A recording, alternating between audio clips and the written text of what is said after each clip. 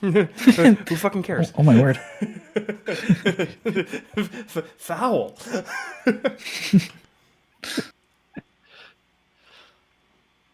All right, we're technically live. Wow. Technically. All right. And right now I've just got the making hold sure- slide up, but our voices are still running underneath. Okay. Cool. Right. Um, My voice is now archived. haha. That was the whole point of doing The this. machine has got you. Shoot. Um, I'm just going to need that link from you as well. yep, I'm grabbing it right now. Okay. And I am going to get extra streamy here and light a candle.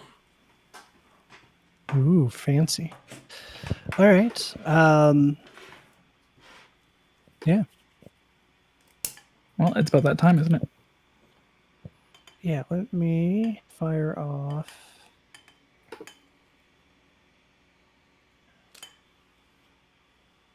It did go. Sweet.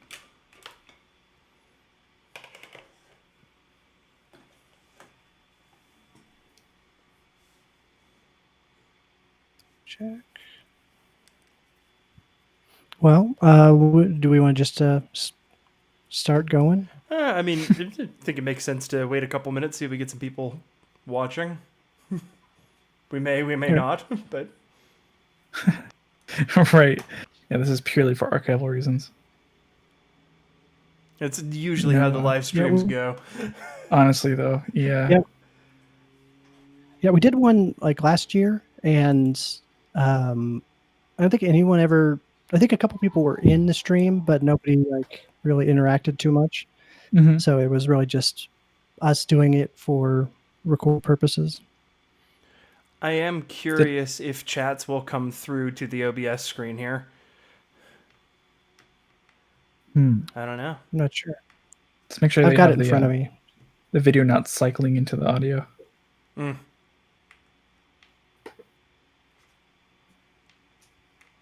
I did post it.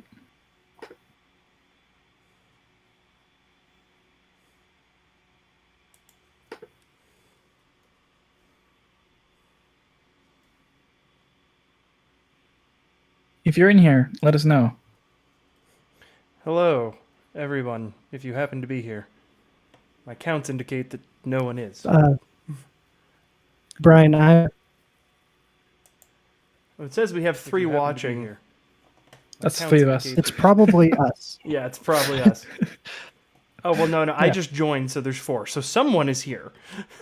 Oh boy. Oh, hey. Who goes there? Now I'm nervous.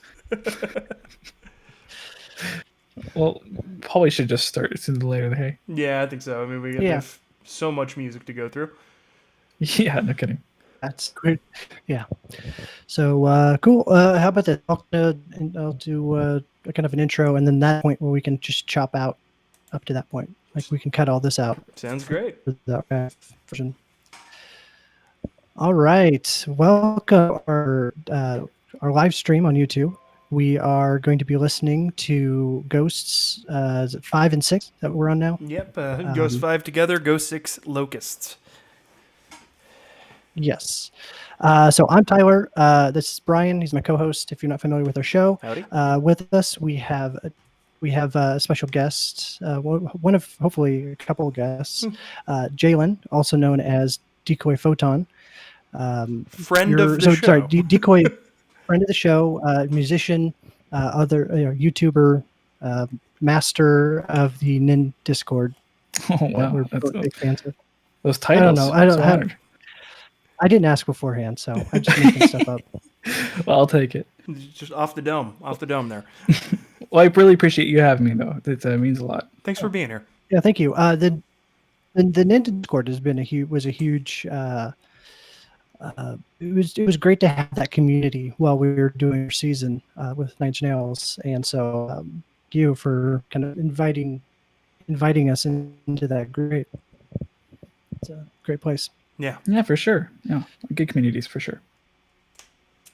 All right, Brian, do you want to go ahead and hit start on the music because we got a lot to go through? Yeah, sure. So on this site that we're using, if I press play, is it a global thing? Does Let's it work see. for all of us? Yeah, it should be. Okay, I'll click on the first track, and it's playing for me. Yep, it's going. And Okay, this one starts to fade in, and I guess I'm gonna go grab a guitar so I can call out keys and scales as we go. Might have been good to already have that on me, but So, here we are. Yeah, it's not like we're a professional operation or anything. So this came out this year in 2020 during quarantine to kind of help tide people over because everyone's stuck inside.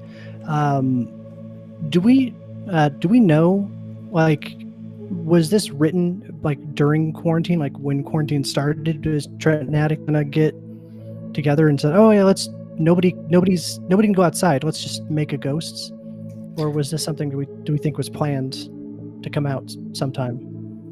That's an interesting question. When I'm going to actually do some research on while you guys keep talking.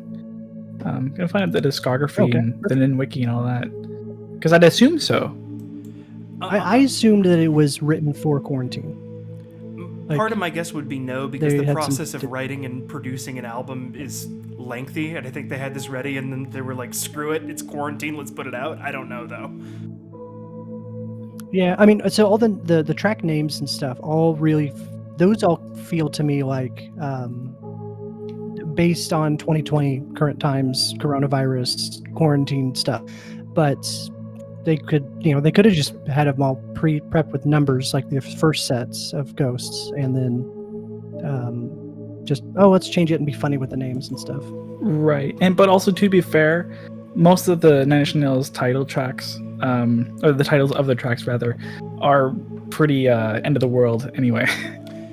That's true. Yeah, you're right. Yeah, there's a lot of stuff that could really go either way. Oh, these are the first Ghosts as well to have titles to them. Yeah, they were all numeric before, Yes. which I really love that Yeah. as a change. It was pretty cool. So this one is rolling along in the key A major. I feel like historically on the Ghosts, on the Ghosts releases, they have had more stuff that is major or major adjacent than on the main releases, because it seems like when Trent is interested in writing lyrics, it's more often over a minor key. But when he's just expressing himself instrumentally, it more often comes out major. That's an observation based on just listening and nothing else. But I feel like the instrumentals go major more often, which is cool. They kind of juxtapose with kind of unnatural and unnerving sound design. Yeah, it's funny because it's a happy sound, but it's also kind of off kilter, you know? And that really is Trent as like for instrumentals and soundtracks and stuff. Like this really feels like a lot of their soundtrack stuff that like posts maybe like right after like Patriots Day and like right afterwards. A lot of it sounds like this. Well, and right.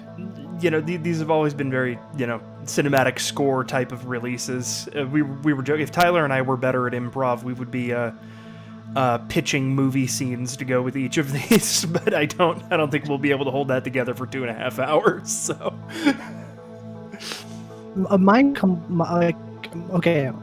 I liked the first rounds of Ghosts more than this is great, like background music, but there's not like the first set of Ghosts you can like rock out to a bit. Yeah. This is more this stuff you put on while you're doing homework or research and stuff in the background. Yeah. So I know personally I like the first rounds of Ghosts more. They're a little more shorter and memorable for me, but they also had more of a kind of typical pop structure for a lot of them. However weird they may be, they usually had like an A section, a B section, a C section. Where these do tend to be a good deal more textural. But I love that because realistically, so far no new elements have actually been added to this song. They've just had like the cutoff frequency on the synthesizers turned up. They've been like low passed in. And so this is almost a 10-minute grower to start us off. So like we should know we're not off on a pop adventure. We're off on soundscapes, Yeah. Try not to fall asleep challenge. but in the best way possible. Exactly. Yeah. It's like, oh, this is so peaceful. You know. It's good to crank out to a party. BYOB, bring your own bedding. Dude. Yeah, it's fantastic. Yeah, no, I'm in for that. A ghost sleepover party. That's wonderful. That's fantastic. I mean, does it have to be just ghosts? Because I mean, there's enough soundtrack work by Trent and Atticus that you could probably fill a whole night, sleepovers worth of time. Oh, No kidding. Throw in some watch. I mean, there's got to be like 5-6 hours worth between Ghosts, the soundtracks, and this, right? Like between the first round and this. It's got to be close to 5 hours. At least, yeah. And Now, there's an just, interesting yeah. connection. what was Sorry. that? Interesting connection I just wanted to make between this Ghosts and the previous Ghosts was, how he's been doing a whole bunch of soundtrack work lately with Atticus, and it's been a lot different since any of the Nine Inch Nails actual records. So I feel like this is the first record that we're getting that's Nine Inch Nails that is akin to the more representative of the stuff that he's been making for the soundtracks. Because up to this point, there's been no Nine Inch Nails song that sounds like this. But there's been a whole bunch of soundtrack work. I feel like that's interesting because it's almost like the first round of Ghosts was Trent putting together a resume for doing film score work, and then he did a whole bunch more after that, and now he's like, now I can just make the long form stuff I want to, Mm-hmm. Yeah, no kidding. So I'm finding here on the Nin Wiki, just kind of getting this paragraph from, I guess, what was the release. You might have gotten this in your email or seen it on nin.com. It's just kind of talking about, these uncertain times, as you keep hearing everywhere, which makes me think that this album was created during quarantine, just because of this blurb. I'm not sure if anyone wants to read this out or just I can link to it. One second here.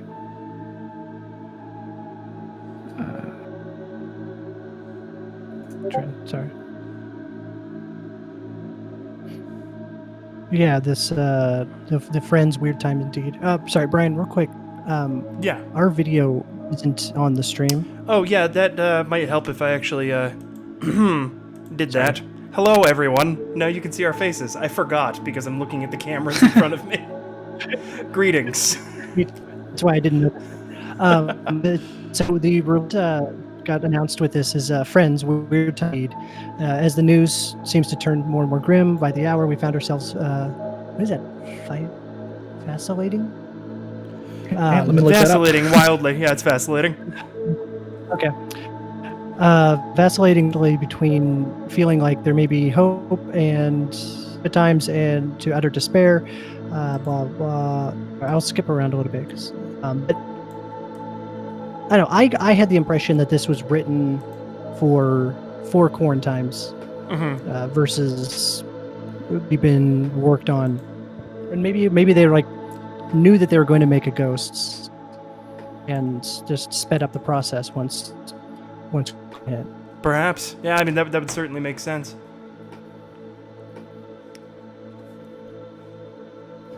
So, actually, it looks like we've had a couple of people chime in on the chat here. So we have Aiden says he hasn't listened to these since they came out, so it's exciting. So that's wonderful. Joey says this is calming music for when you leave your dog home alone. Good call. Okay, total side tangent. The two dogs. I don't play music or leave the TV on. Bad dog owner. Yeah, no, neglect AF for sure. Oh boy. Okay. Crap. So we're about to in I don't know 14 seconds here move on to the next track, which is the title track Together. Wait, that wasn't the album? That was the entire album. Oh yeah, that was it. Stream over. Yeah. We won the stream. Yep. Can you believe Trent and Atticus charged $20 for that? So yeah, the first track was 9 minutes and 39 seconds. This one, not to be outdone, is 10 minutes and 4 seconds. So, lest any of you should wonder if we're in for a long haul, Oh, yes. Yes, we are. And now I'm going to figure out what key this one is in, so Yes. pardon me while I turn my mic off. Sure. So, I don't know when this. So we did a Nine Inch Nails series, a 10-part thing. It took us, I think a little over a year to get through that. But when this came out, like we had wrapped up that whole series, we moved on to another band, and when this came out, it was like, oh, well, what do we do? There's not like we can do a traditional episode. It's not like we do a chapter 11. Because it's like all instrumentals, and we kind of went through this when we were doing the first and slip and just an episode, because it's like, what are we going to talk about for Ghosts? It's not like we can dissect lyrics and stuff. So I don't know, we talked about doing another episode and we just couldn't figure out how to do it, and we figured this live stream would be the best format to do it. And maybe the chapter 11 for Nine Inch Nails would be something else when a more traditional album drops. Yeah. Well, I mean, it's not like we did an episode for every Halo. that would have taken forever. Right. So this one's in F. We did. Oh, yeah, what's that? Go for it. No, you go. This one's in F Dorian, so it's got that kind of like mournful but also like slightly hopeful thing going. The last chord in the chord progression before they turn it around is like it's a major where normally a minor would be, and so it just kind of shifts the balance from being straight minor to having just some of that melancholy, and I love it. But again, this is more about the structure. Like they hold the chord progressions pretty steady for a lot of these, and just play with growth and with structure and everything. So it's cool. It's cool. I dig it. I do encourage our listeners to, or your listeners rather, to tune in and continue tuning in, because I imagine things are going to get kind of interesting, just kind of sonically and musically in the Locusts section of this, where things get a little bit more creepy and unnerving. Yeah. Now, obviously, it's a lot to ask anybody to carve out 2.5 hours, but if you need to like take a break and come back later, things do get quite juicy. So. Yeah. Yeah, and it'll be on YouTube, so you can do. I hear that's the best way to do. What's that Scorsese movie on Netflix now? That it's like the Irishman. Long. Yeah, that's the best way that I've heard to get through The Irishman is just break it up into hour-long chunks and just do it in small sittings. So Joey from the chat has comforted you, Tyler, by saying that no, he just has the most neurotic dog in the world. So maybe you're not bad. Okay. And then Rachel, our friend from #History, says that she used to leave the radio on for her rabbit when she would leave the house. So it's good stuff.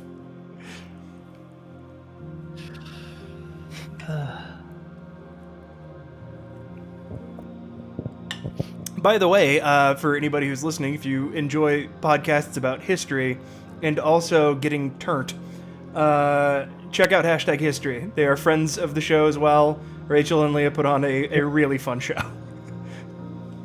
Yeah, for sure. So,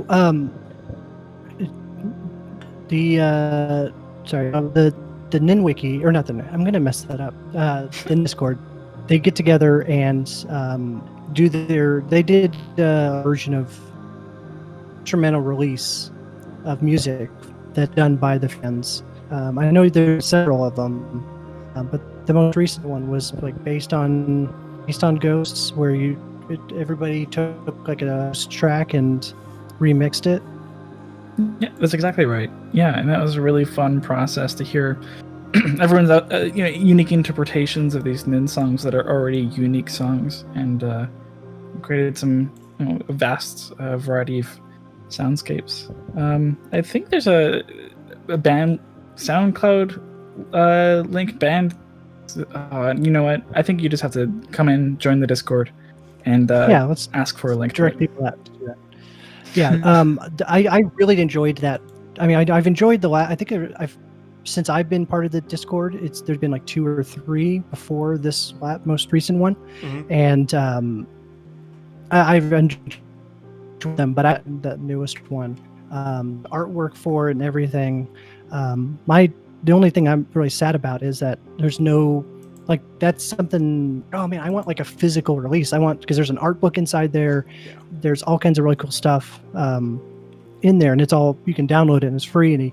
But I was like, oh, I really want like a physical copy of this on my record player. That's such an honor. Yeah, I mean, like, once we make our millions somehow, one way or another, that's physical releases as a, a way to. Yes. So, Jaylin, Joey from the chat wants to know if it's a public-facing Discord. A public-facing Discord, meaning that you can just click a link and go to it. Yes. I can actually just throw a link into the chat right now. Sweet. Yeah.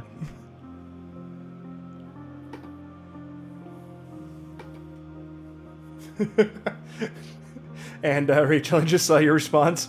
We got you, fam. Also, enjoy the slogan. Rachel, I want to see it on a t-shirt. Yeah, definitely t-shirts, I think. or if you and Leah ever release a book, you can just have that as one of the review notes on the back of the book.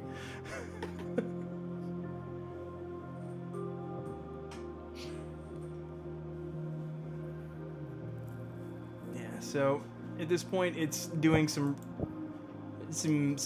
kind of low pass EQ stuff. You can hear as I'm turning it up a bit how those synthesizers are getting darker. Although I may have missed the boat on that one, but they're getting darker, but a little more saturated and distorted. It's all very subtle production, but it's really good. Mm-hmm. Oh, I turned it down too much.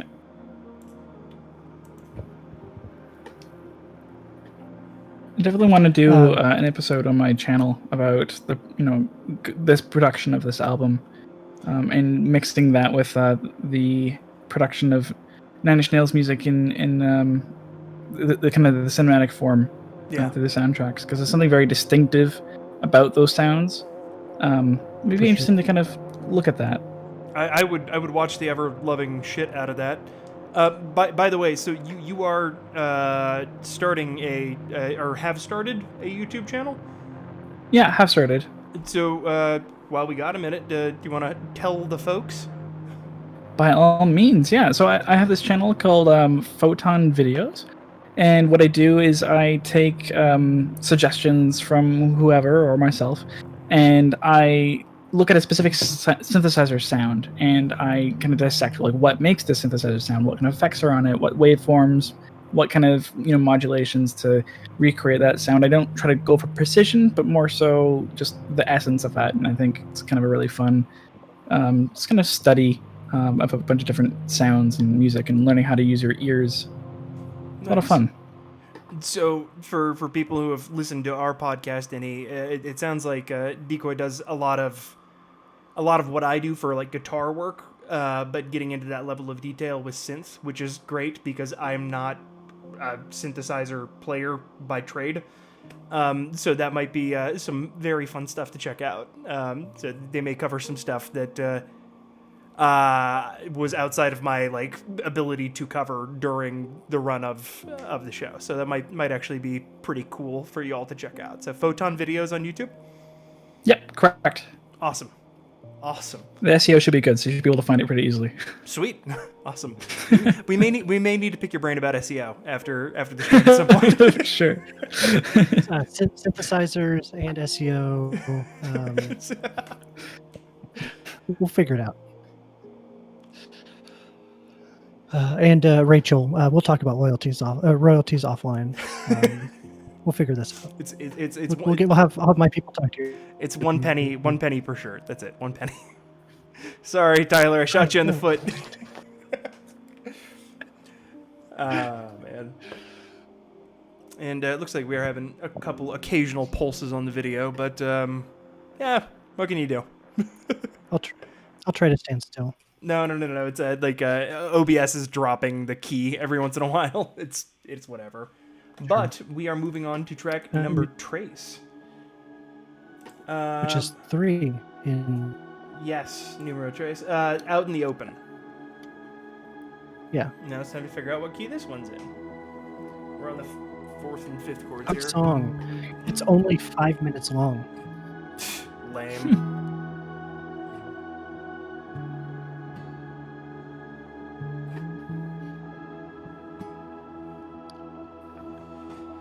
So the chords that they're alternating between are D and E, both of them majors. May lead people to think that it's in the key of D because it starts there, but it's actually in the key of A. They're playing the fourth and fifth chords and just holding there. So that's why this one, even though it's kind of major and happy, feels tense because it's always building on these chords that aren't the root chord. So it'll be interesting to see if he drops down to the A at any point.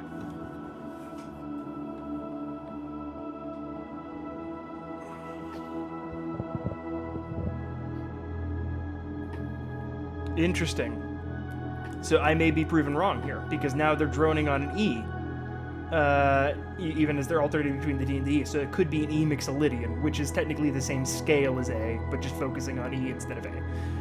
So, not that that matters for most folk, but if there's any music theory nerds on the on the live stream, don't at me.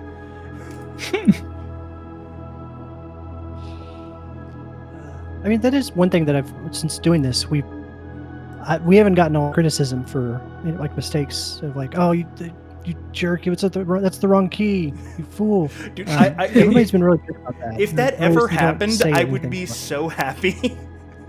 Like if legitimately, if somebody came for my neck and was like, "No, you're wrong. It's in this key for this reason, and you're a piece of shit," I would be like, "Yes, thank you."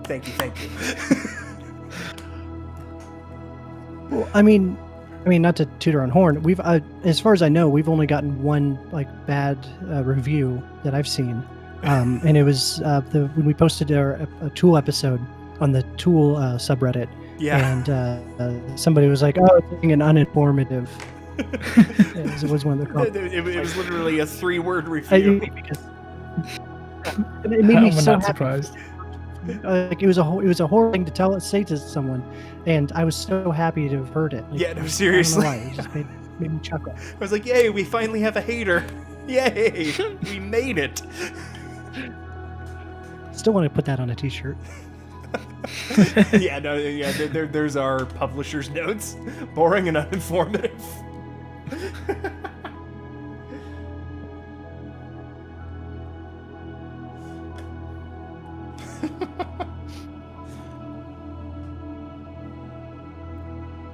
So, again, we're just dealing with it's a static chord progression, and they're laying stuff in. There is a sour note that he's thrown in there, so let's see what that is.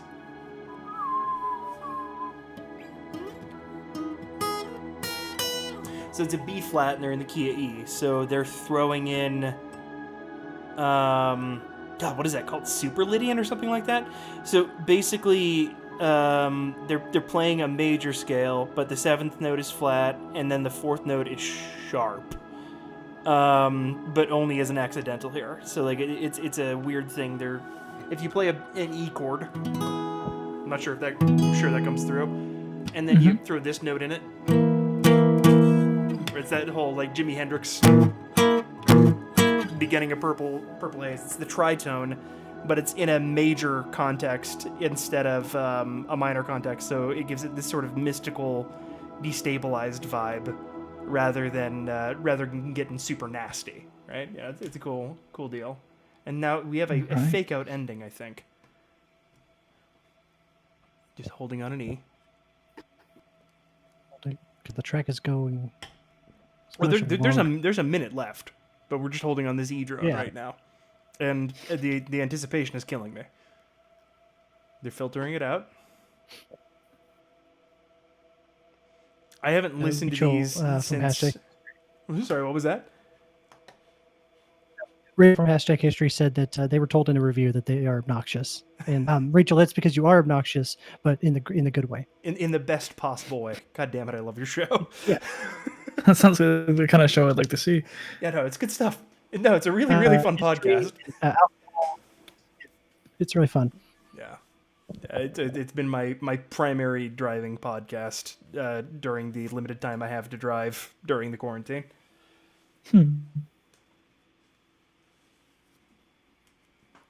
Okay, now I think that really was just them milking that ending, and bless them. And now we're moving on to track number 4, with Faith. Ooh, we have dense chords. This reminds me of some Tool intros off of 10,000 Days. Not anymore. The xylophone changed it. I'll go ahead and turn up the audio for the stream a little. Honestly, that kind of voice drone, I'm going to call it, is very reminiscent of some of his early soundtrack work in Quake. I'm not sure if you guys ever listened to that. Definitely. Yeah, for sure. Spot on. Good pull. I mean, I've the kind of Nine Inch Nails where it's like I have to have all the Halos, at least in MP3 form. Track down all those little things Trent did before.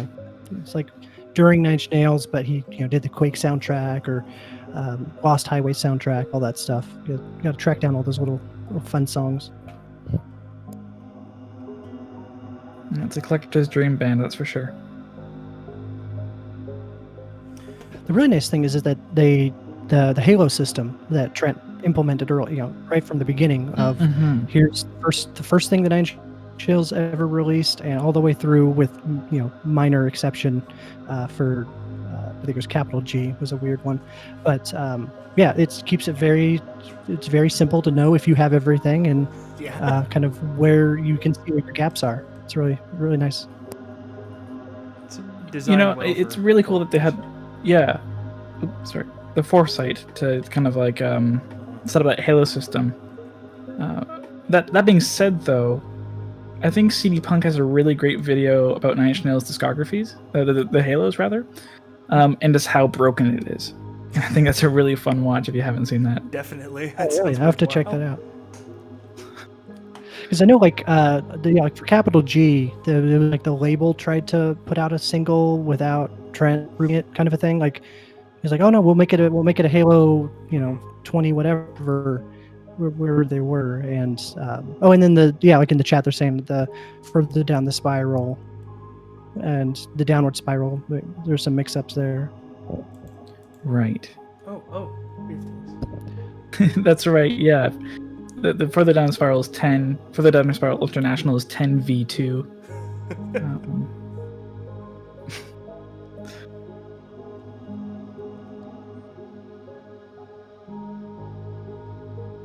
So this one, as best as I can tell, is in like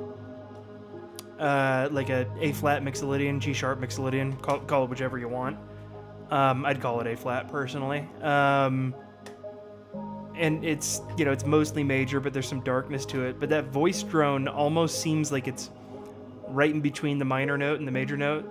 In this case, it'd be the C or the C flat. Occasionally, I think he's got it oscillating in pitch a little bit to sometimes be a little more minor, a little more major. So it's like this weird kind of neutral sound. And then they've got that minor note up near the top of the scale that you can hear on the xylophones there that are kind of darkening it up a little bit. It's a vibe. This this is in the sci-fi film where somebody discovers the remnants of the old alien civilization or whatever the case may be, right? Mm-hmm. Yeah, they're sneaking into the derelict alien ship. Mm-hmm. And I kind of got like a little brass horn kind of sound. Yeah, it just came in. It increases the kind of 80s sci-fi vibe ever just a bit more. Oh, interesting. They're throwing in some dirtier notes. Yeah, they're throwing in the tritone. They're gonna go in Lydian again. The xylophones are getting more minor. Yeah, this one morphs a little bit more in terms of harmony than the previous ones. I dig it. So far, this song is the most reminiscent of the original Ghost series. Hard agree. Yeah, definitely.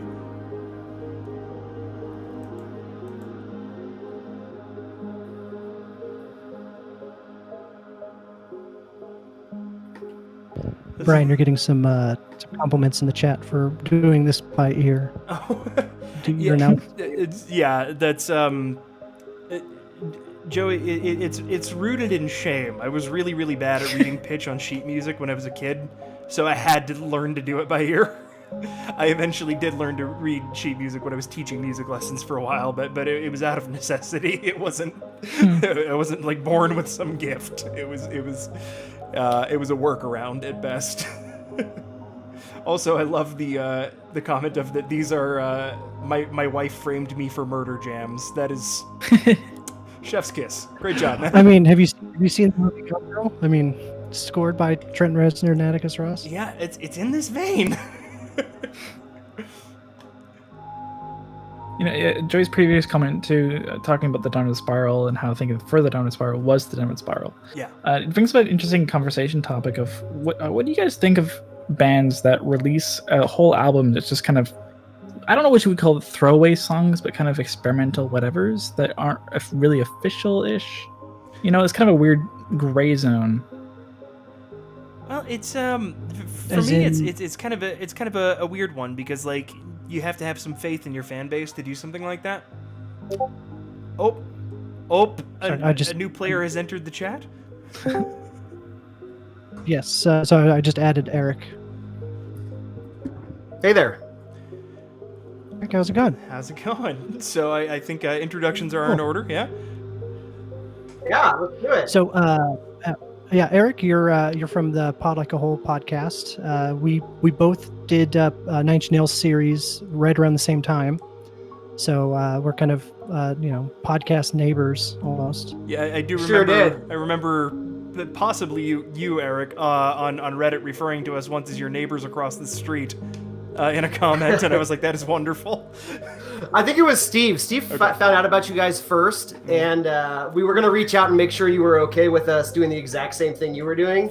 But then there's like 10 other podcasts that were already doing it. Exactly. So we figured we just go for it and ask for forgiveness later. Live and let live. Yeah.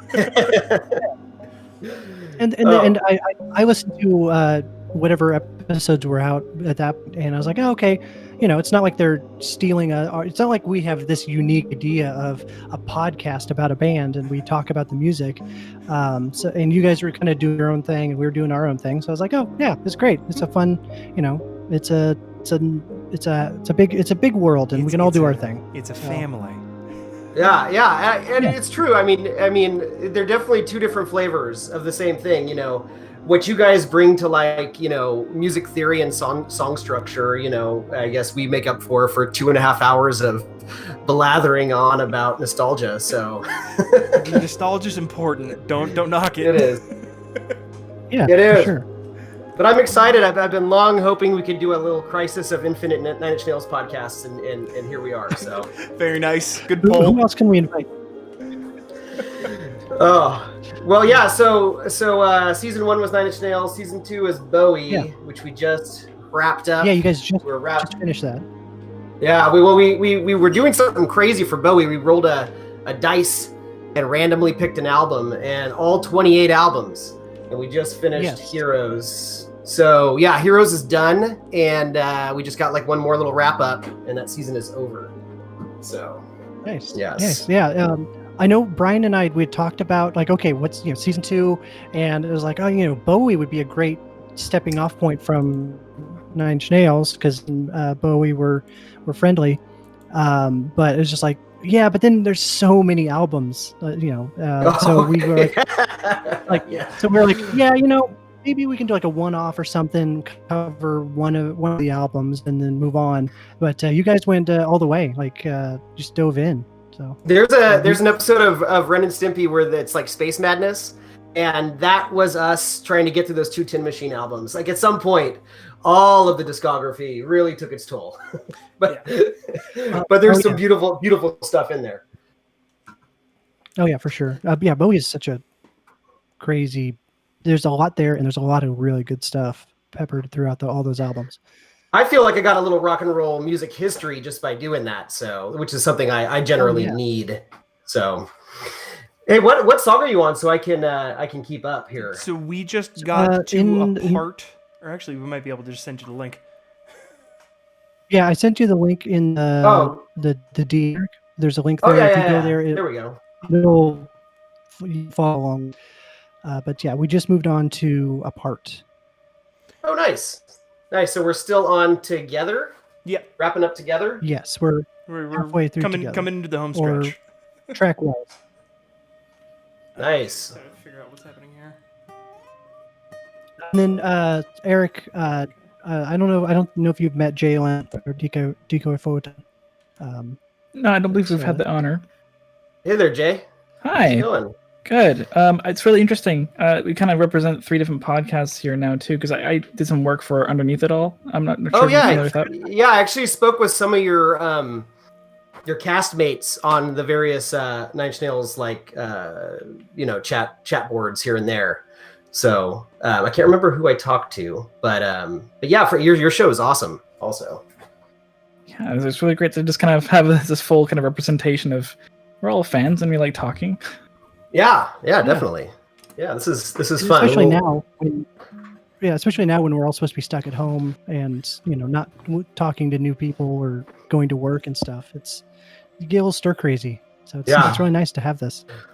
Yeah, when I get out of this, there's going to be no line in between real friends and e-friends, and that's okay. That's okay with me. Yeah. It's a good feeling. Yeah. All right, what track is this? Is this one on This this is Apart. This is Apart. Which is But- track No, I know. Is number this 5. number Yeah, it's Oh. 5. Oh yeah, number. Yeah. There we go. Yes. Okay, cool. This was a fun little surprise. Him dropping these. Well, I shouldn't say him. He and Atticus dropping these on us in the middle of quarantine. Yeah. Mm-hmm. I know. I fell out of bed. I looked at my phone and saw somebody posting it on some Facebook page, and just like ran out of bed. Sheets just attached to me, covers attached to me as I ran downstairs. Yeah. And I think for me, I think I saw a notification from the Nin Discord of like new Nine Inch Nails, new music, everybody go. So I know that I think that was the first time. And free. It's 2.5 hours worth of music, and just get it for free on nin.com. Yeah. And it's like just totally a gift to the fans. I thought that was really cool. I have a friend I haven't seen in ages, but made a post on Facebook not too long ago. He says, "Well, I've been surprised by new music twice during quarantine. Surprise album drops from Nine Inch Nails and Taylor Swift. Both good, both completely different. I am confused." I forget the exact phrasing, but it was just like, that's where we're at. That's yes, the two genders, right? Right. Childish Gambino drop an album too? What? Oh, really? No, I did not know about Childish Gambino. Oh yeah, no, you totally Brian, did. Yeah, no, I forgot about this. Months ago. It was months ago. Yeah, no, I completely forgot. I didn't actually have a chance to listen to it because it was based on a website for a while. Did it ever actually make its way out to like Spotify or anything? I'm sure it'd be silly if it wasn't. I'll have to check that at some point. Well, I like these, and sometimes I think this disc I like better, even though I am inclined to enjoy the noisy creepiness of Locusts. There's just something so lush about this one. I don't know. I mentioned it when we reviewed these two on one of our bonus episodes, but there's something in the air with a lot of artists I like, and stop me if you guys already went here, but Nick Cave did Ghost Teen, and Steve Von Till, who's a singer from the band Neurosis, he did a solo album recently, and there are these artists that just are drowning in these like lush synth albums, like almost no rhythm, almost no like percussion happening throughout the whole thing, and just swimming in it. And it's just maybe where some artists are at right now. But I do enjoy it. I think some songs are more effective than others on this album, but I do find it quite pleasant. Yeah, we talked a little bit about the tone and stuff, but yeah. It's such a vibe based thing, right? It was similar with the first Ghost, but like he takes more time to explore. I say the both of them take more time to explore each theme here, and it's just really fun to get lost in. Because like this song started in like an F Mixolydian thing, and now it's in this weird, dark, dissonant space where it's kind of turning into something else. So slowly though, it's so methodical. You know, it's like I love that. Yeah, and I mean, theme-wise, you follow this one to the end, and we'll get there, I guess. But the end of the last track on Together, and it gives you its transition into the next album and a pretty cool moment. So I'm looking forward to that. But yeah, it does start seeding those seeds of tension about halfway through this album. Yeah, and this is the first spot where we get that real heavy tension. Yeah, and that tension is being generated by just a layering of high notes that are just kind of mixing in between each other, falling in and out of phase. Yeah. And tightly clustered harmonies and whatnot. Like it's almost like somebody threw their hand on a keyboard just at random, but it is more prepared than that. But it's such tight clusters right now, and it gets so dense. And then they get into these minor seconds and whatnot. Like it's nasty, but it's subtle. Well, you can get away with that at such high frequencies as well. Oh, totally.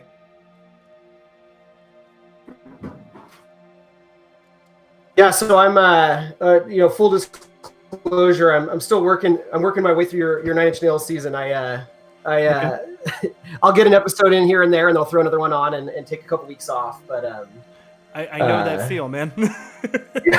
Yeah. But one of you had a very interesting take on Downward Spiral. Interesting. I heavily with. Okay, hopefully it's Brian. Now, somebody wasn't crazy about that one, and I'm just curious. I haven't made it to the end, so no spoilers. But I do assume somebody posted a redaction to that opinion at some point. So that was not Tyler. I will tell you that. Brian, I'll speak for you. Brian had some, I think, a legitimate critique. I know for like the obscured lyrics in Ruiner. Yeah. I thought that was valid, but I just chalked it up to like an artist's choice for that particular thing. But sure. I don't know, Brian. Okay, I Brian, think you can talk. I think you just wanted to try and keep me from pissing off the entire Nin fan base. No. No, I think it's an incredible collection of songs and wonderful songwriting. My main gripes with Downward Spiral are that at times the production is too brash, but I think that's more of a symptom of it being recorded in the early days of digital recording. And so it's there are times when I feel like it is too much of an assault, just by 2 or 3 degrees, not by much, but it is just mixed ever so slightly too aggressively. But that being said, I have sold 0 records, so fuck what I have to say. No. I'll be honest. When I heard that the other day, I was like, oh. Gonna go ahead and write that down and bring up. It's all good. I'm the one guy on our podcast who's like, With Teeth, it's okay.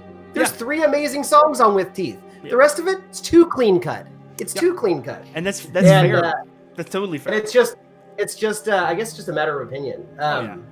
But I'm not here to in any way slight the artistic vision of Downward Spiral. It's funny too, because Ruiner I think is my favorite 9 Inch Nails song. I think gun to my head, I might say that it's my favorite. There you go. Well, and the thing that I will say is that regardless of how I feel about production, as a piece of art, that album fucks. And like that just is all I have to say about it. It's great art. I just get annoyed because I have delicate ears. No, and you know what? You are not on trial here. I honestly just wanted to talk about the Downward Spiral. Incredible. It's been a while incredible since I've talked about it. One thing that I like is about, to your point, I guess, of what detracts from it is, I got really into industrial music when we did our 9 Inch Nails season. Like I was into it in the 90s, sure, but kind of like I liked Ministry, Skinny Puppy, and Nine Inch Nails, and KMFDM, and that was it. And then when we got back into it, I got like hardcore into like some obscure artists, and kind of, the mission statement between a lot of industrial bands, so much so that it's cliche, is like it's the battle of man versus machine, right? Mm-hmm. And so like with all those obscure vocals, Trent just did this genius thing where not only was he obscuring himself and making himself sound like a distorted machine, but he's making the machine sound like organic, like by making everything sound like it's covered in bugs. And I just think it's a genius little production style. That is super valid. Oh, Decoy, please. I think it's also important to note that songs like A Warm Place and Closer that do show themselves as being excellently produced and super clear and rich really help just kind of sell. It's like, no, this is more of a creative vision rather than just not knowing how to use the tools. Because, I mean, Trent was such a pioneer in using digital mediums for recording just the records ever since even Pretty Machine and earlier. I just think that's an important thing to note. Absolutely. No, you're right. There's a it's a wave. That album's a wave, and it knows when it needs to be aggressive, and it knows when it needs to chill. So yeah, that one out of I think all of them, even like the other albums, like the Year Zero, the Downward Spiral is very much sit down and you listen to it from start to finish. It's a journey. It's not just a it takes you on the highs and lows, and it's meant to be done in order. Like I have a hard time. Oh, we're having some internet issues with you there, Tyler. You having a hard? Sorry, you said you have a hard time. Go. Can you hear me now? Yes, totally. Go. Yes. I don't know at what point I dropped out, but Down Spiral is meant to be done in one. You're supposed to take it from start to finish. It's a really hard album to shuffle, just because it takes you on that journey of highs and lows. Mm-hmm. Yeah, definitely. And I just want to point out, just right now. Oh, go ahead. Sorry. No, please. I insist. Just at this point in the song, I think if you have the right headphones for it, you can hear this like really interesting, almost helicopter-y sound. Yeah. Just right in the low frequencies. There it is. Which is that the transition that you're talking about? No, the one I'm talking about is actually at the end of this whole album, this whole disc. It's just this. I feel like this is the song or the song right before this is where they start, like I said, sowing the seeds of the tension, the terror that's going to come on the next one. Because there's something incredibly unnerving about it. It's so persistent and so low, and now they're doing some glissando synth stuff. But yeah, like it's actually so persistent. Yeah. That low thump. This one, I think, when the first time I was listening to it, I was like, is something wrong with... I can't remember how I was listening to it, if it was headphones or through a sound system or something. I was like, something wrong with my speakers? Like, what's going on? No, it's the washing machine on the spin cycle. Yes. That's it. Atticus left the clothes in the wash. That could very easily actually be a sample of a washing machine on a spin cycle, just low passed out really hard. Very easily. Exactly. So we're now on to the next track, which is Your Touch. And I guess I'll turn my mic off while y'all talk amongst yourselves, and I'll figure out what key it's in. All right. So I do either of you have like a favorite Nine Inch Nails album, or is it too hard to pick? Like, or maybe a top 3 or something? Like, what do you like in terms of Nine Inch Nails? Because there's so many different flavors of sounds. Eric, why don't you go ahead? Thanks. Yeah, I mean, it took me that season to kind of hash it out, and I think it may change over time. I mean, I think I can't separate myself from nostalgia, but I also love the Covered in Bugs production of Downward Spiral. It fits my aesthetics, so I'm going to say that's it. But like one of the big surprises for me came from The Fragile, which when that dropped, I had been a huge Nine Inch Nails fan for the 90s, and then I was into rap when The Fragile came out, so I still bought it, but like I wasn't like living and breathing Nine Inch Nails, and I would again a few years later, but it was just this weird pocket of time, so I didn't digest it. And doing the podcast, I was like, okay, this is an imperfect album, but it's so important, and that really rose the charts. And another interesting one was if you listen to our first episode, I'm almost embarrassed because we didn't have a format at the time, but we ragged on Pretty Hate Machine. Oh, Brian and I hate our first episode. Like, we talked about re-recording it. We didn't even have a microphone. We were recording out of our laptop. And we ragged on Pretty Hate Machine. And since then, that album has become so, like, it was always important to me, but I just kind of thought it was at times a guilty pleasure. And now that's not even true. It's wonderful. Yeah, I mean, and I don't know, maybe in a few years, especially just how I'm emotionally taking the current political climate. Like, I might listen to the 3 EPs that he put out, last year, the last couple of years, and those might be very significant to me in a few years. I don't know. So like right now, I like them. Those may really grow for me. So it's hard to say, but yeah, I can't separate myself from Downward Spiral. Yeah. So what was the discussion prompt while I was noodling? His favorite album, right? Favorite album? Favorite album. Come back to me. Okay. Nah, it's the Fragile at this point. I've changed my mind. It's the Fragile. Yeah. I think we're talking about the top 3 or something like that. Okay. Yeah. You need to do top 3. I don't know if you have like, absolutely, it's it's the Head Like a Hole single. That's my favorite, kind of a thing. Then you can say your definitive one. But if you need to take 3 or something, or 5 or 10, I'm comfortable saying Fragile at this point. I want to say, like, it's kind of a cop-out, but like I want to say the Fragilic Era, which I coin as from 1997 to 2002. Okay. It starts with The Perfect Drug and ends with Deep. Yeah. I like it. I like that answer. And But so, what's cool about that is that's the Nothing Records era too. right, yeah. Good point. Yeah, this Really is something good point. about things falling apart and still that just really have this kind of it's nervousness. I Yeah. don't know, it's Yeah. very It's tough to quantify, but there it is, right? exactly. I know for me, I think I know in the podcast I said it was definitely hesitation marks, which is a rare thing in the Nin fandom. Mhm. I think it still stands. It's such a just a fun record for me. But obviously the Downward Spiral and Year Zero are great stories. Like, I really enjoy being told a story in movies and TV and music. So I really enjoy those. If I have to do a top 3, it'd probably be Hesitation Marks, which is kind of the conclusion to the Downward Spiral, or a reference. It has a lot of references to the Downward Spiral, and then Downward Spiral and Year Zero.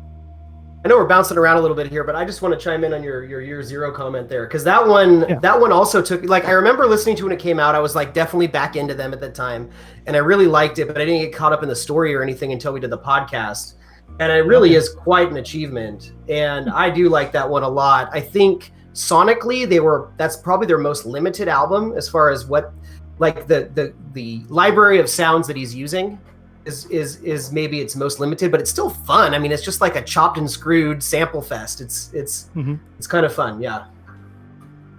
Yeah, I know that I was around in the fandom during that era, and that was so fun to just be following along and being like, oh, there's a secret code, or is it a secret code, or isn't it a secret code, and leading clues to websites, and you call phone numbers, and you get told that you're going to have a SWAT team come and arrest you. And it was such a really cool alternate reality game for that era.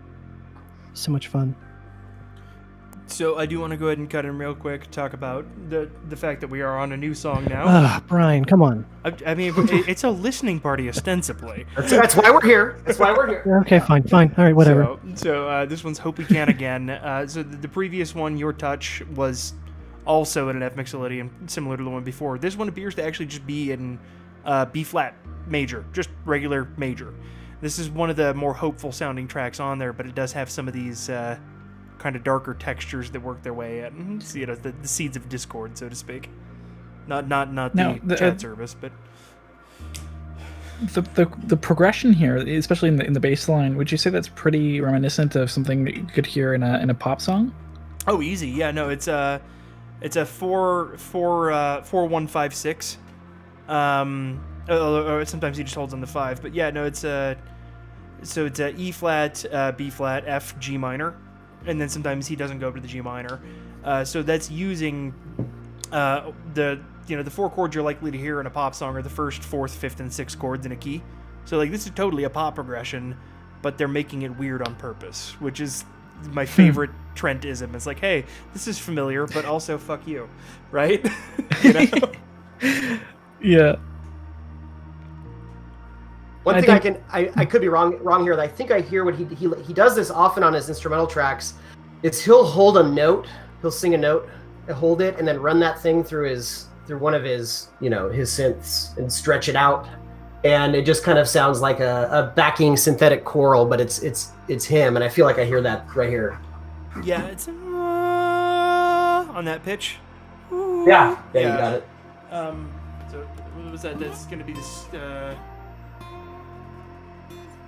It's F. Yeah, so it's he's just holding the 5th of his chord there, which is a solid moving over those kind of normal 4 pop chords, because that note works over all of the chords. It kind of changes the overall harmony a bit, but only in the most gentle way. It colors the chords, and now they're actually pushing it up a little more. And right, I don't know if you guys are catching that like super piercing dog whistle. Yeah. barely. Like, is that intentional, or is that just them getting elderly? It's got to be intentional. I'm right? definitely assuming that's intentional. So that I mean, I can hear it, so that has to be under 15K, which makes me think that they can hear it too, and it's a subtle way to try and make you uncomfortable. Subtle.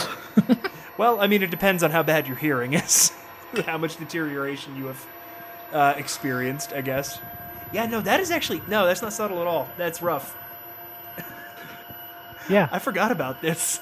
Like, I think, this is the song where it's like, oh man, it's Trent Reznor and Atticus Ross. I have to like it, but man, it's really hard to listen to. And it's funny because it's so pretty, but it's also so literally painful. Like I don't remember the last time I had actually pull headphones away from my head.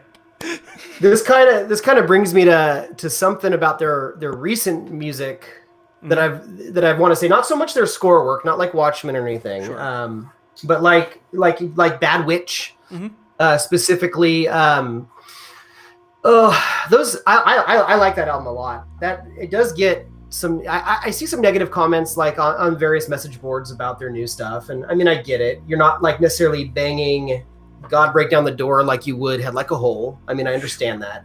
Not necessarily slappers on that album, but it's funny too because I also look at this as the way that industrial people felt about Nine Inch Nails when they came out, and they were not nice to Nine Inch Nails. No. They did not like Nine Inch Nails. They hated the fact that they brought guitars into industrial music. But in a way, some stuff on this, especially the next disc, especially Locusts, and some of the stuff on Bad Witch actually seems like first-gen industrial music as far as like tribal, organic instruments, just distorted and uncomfortable. That's throwing you back to your throbbing gristles and stuff like that. Totally. Which I think is very interesting. I find it. That's what that makes the new stuff really like growers for me. Yeah. Well, and I think all along, if there was any distaste for Trent in the industrial music community, like he brought a pop formula to it. So I understand people being like, "Oh no, that's bubblegum industrial," or whatever their point of view may have been that would make them derisive of it. But at the end of the day, he made it successful. He made it a mainstream thing, which it had no hope of doing in anybody else's hands, really. Yes, without him, we would never have had a Mortal Kombat soundtrack. Word. Even though he's not on there. Yes. So, guys, I know this is incredibly, incredibly poor form because we are live, but I need to go to the bathroom. I will be right back. Go for it. Fine. Yeah, it's fine. Just don't take us with you. Yeah. You have to pay extra for that. That's for your Patreon OnlyFans. Your OnlyFans.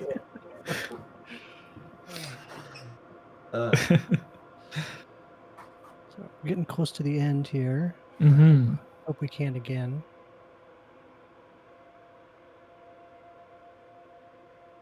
All the titles on these albums, I don't know. You just can't help but separate them from the environment they were composed in. Or at least titled in. Yeah, together and apart, and then like your touch, it's like, oh, we're not supposed to. Yeah. No one, not supposed to shake hands anymore.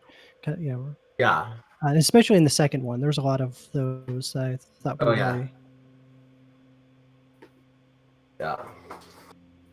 Do we know if this has Creative Commons like the last few Ghosts did? I tried to look for that, especially while setting up a live stream, because I didn't want to get taken down on YouTube. I couldn't find anything because there's no physical version. There's a, I looked around on both NinWiki and regular Wikipedia. I couldn't really find anything, and I don't know. I hope so. I hope it's available. You have a good poop? Man, if I could poop that quick, my life would be better than it currently is. No, we're just talking about Creative Commons and if this and the licensing. Yeah, sure. For these two. Waiting for the next SoundCloud rapper to sample. There we go. Yeah. That was the funniest thing is I grew up out in California, but I moved out to Colorado like 2 years ago, and I was in California visiting some friends, and one of them turned on Old Town Road, and I was like, that's Ghosts. That's like Ghost 34, I think. Like I immediately recognized it. I was like, do you realize you're banging to a country rap song that's based around 9 Inch Nails and has Billy Ray Cyrus in it. I'm like, this is the most eclectic musical thing ever to happen. Hate on it all you want, but it's actually pretty wild that it occurred in the first place, Yeah. I think the really wild part is that doesn't now Trent Reznor and Atticus have a country music award because of that song? That is exactly because of the sample. Like that's the crazy part. Oh, it's so solid. Oh, they put out that great Photoshop thing where their faces are on Brooks and Dunn when they got that award. Love it. Not about that. Yeah, I remember that. Oh, it's solid. Oh, it's so good. All right, I think this is the track that it ends. This is the final. Yeah, this one has this transition part at the end that sets you up for the next disc. That big nerd out moment for me, for sure. It's one interesting thing I want to point out about the synthesizers in this song is that there's no quantization in the notation of it. Mm-hmm. So it makes me wonder if it's the Swarmatron, which is the synthesizer that Trent has that is controlled by a ribbon. Your finger slides along the ribbon up and down to determine the note. Yeah. Or he's just playing with a knob, pushing a knob up and down. Whatever it is, it's definitely a non-quantized, and very slidey. You're using quantize in reference to pitch there rather than timing, yeah? Yes, which is also a very valid term, but less used. Oh yeah, no, totally. I thought that was what you meant, so I wanted to make sure. Yeah, he back on year 0, he was using I think a Doppler synth, a point of contact synth, like that ribbon synth, like you were talking about, which I don't know if that's what he was using then or what, because I'm really not hip to synthesizers, but yeah, that imperfect pitch is really wonderful. The Swarmatron was the thing that's all over his Fincher scores. There's a great video of him describing it where he got it custom made in Brooklyn, and yeah, it totally is like a junkyard synth that sounds amazing. Yeah, I did a video on my channel breaking down that sound and how to achieve it in your personal DAWs. Oh, cool! Sign me up. That sounds awesome. Now, at this point, I think he's actually getting into layering a guitar with a synth during this climb here. Yeah. Yeah, this is definitely giving me Girl with the Dragon Tattoos vibes. Well, and just that constant build reminds me of, it gives me some Fragile vibes. Exactly, yeah. Also, that melody itself is very fragilic. Yes, yeah, the kind of cyclical but simple. Yeah. Let's see, what key are we in? Oh, we just changed.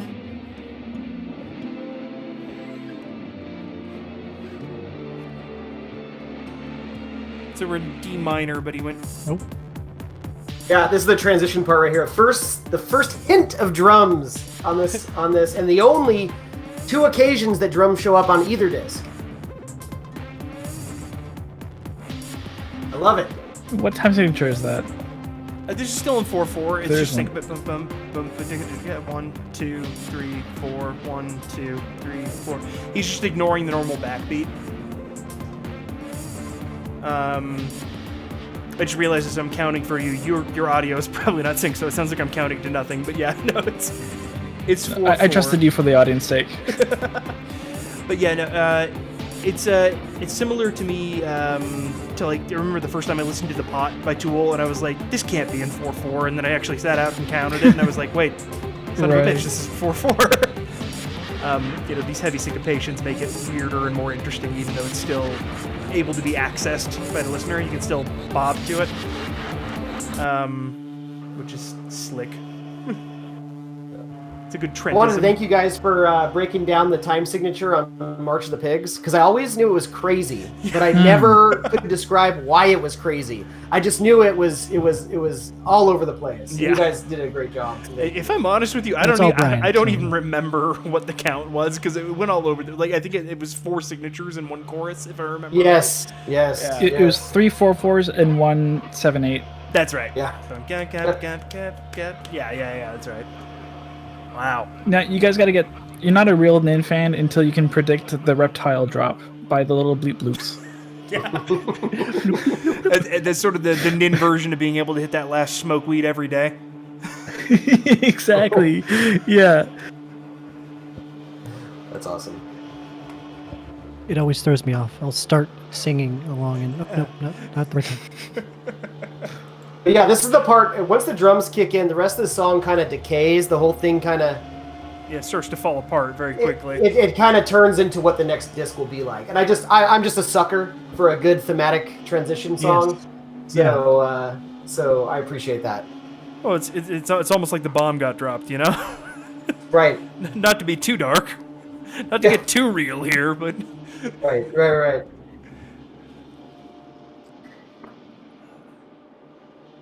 Some excellent use of panning in the song too. Huge. It's funny because I've only got the one headphone on, but you can still feel it, you know? Yeah. I love that attention to detail. Yeah. That's always been one of my favorite things about Trent and whoever he was working with at the time, is like his willingness to use the recording as part of the arrangement, use the technology as part of the arrangement.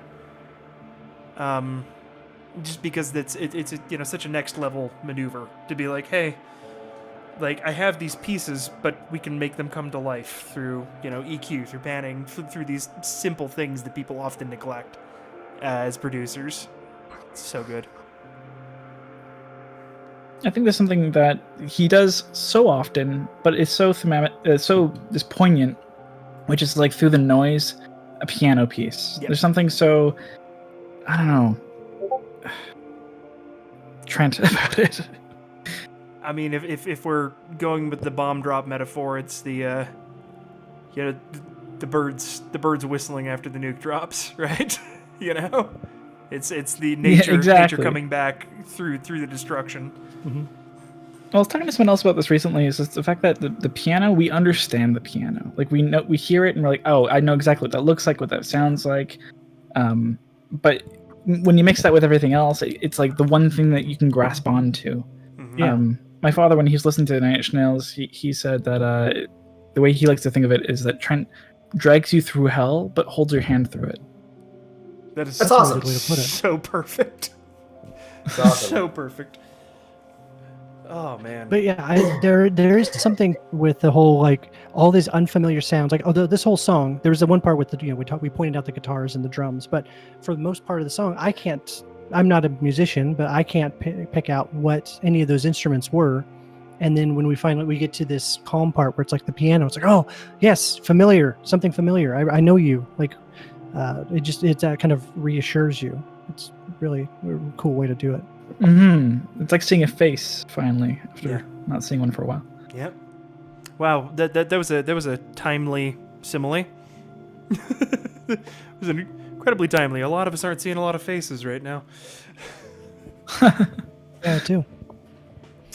Yeah, no, it's that's an interesting point. That like everybody knows the sound of a piano. It's the most universal instrument, and it's home. You know. Yeah. Yes. Exactly. And you're right. He's done that Yeah, so actually, often. almost at the end of it.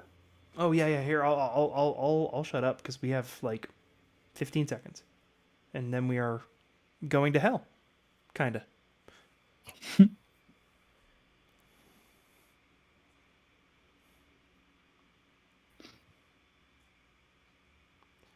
And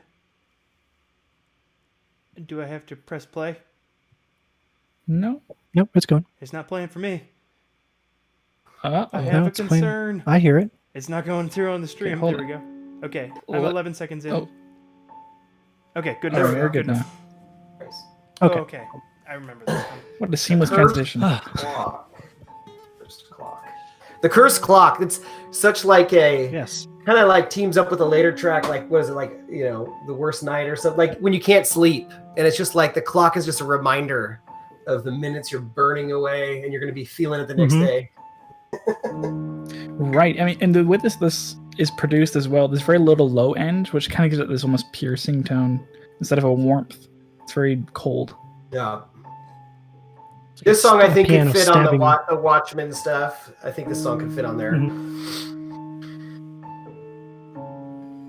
I wonder if any of these are like rejects from some of the scores that they've done, because the way they've talked about how they create scores is it seems like there would be a lot of songs they do a batch of music right away and kind of go, any of these sound cool, and the producers and director would be like, okay, well, yeah, this one, and I'm sure there's a bunch of rejects that you know maybe not the entire track, they just drop it into this Ghosts, but maybe some tones and sounds and themes get resurrected for So this album. I had heard that there was a score. I know for a fact they were going to do a score for the woman in the window, lady in the window, something like that. Oh yeah. And There was it was something an that they- amicable split. They ended up not doing it, and I had heard rumor that a couple of those tracks ended up on here, but I don't know which ones. I don't know if that's true.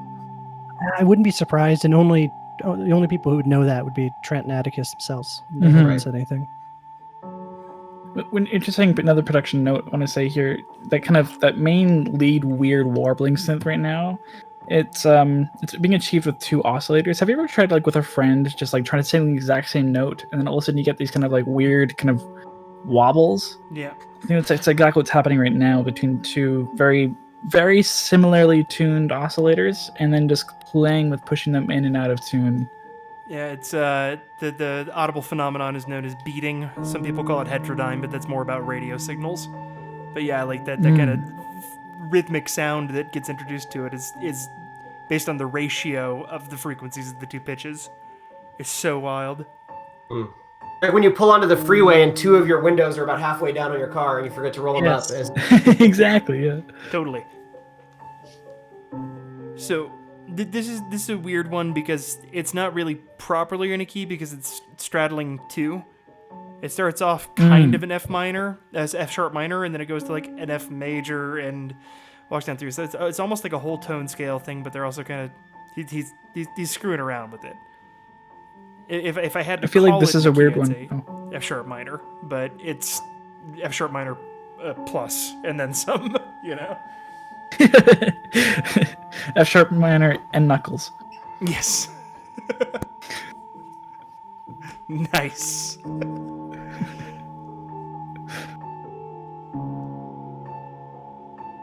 And it's just that constant droning A note, I think, on the yeah, the A note on the piano just going away like the titular clock, right? It's so unsettling, and they're diving into these really gross harmonies beneath it, including like the E flat, It feels so they almost get a chromatic. tritoner way. Yeah. Well, and so like here, like with the A, I'll see if I can demonstrate on here. So starting. So you have that F sharp minor. Here, I'm even going to turn the song down. I'm going to be rude to Trent. So you start with that F sharp minor, and then the A stays there, and you end up with this like F major, and then you go to this really weird unbalanced E flat deal, and then it gets down to a D flat and then a C, all over that A. So it's not really a chord progression in the traditional sense. It's more of a modal exploration around that A pedal note. It's weird. it's fun though. It's a vibe. Mm-hmm.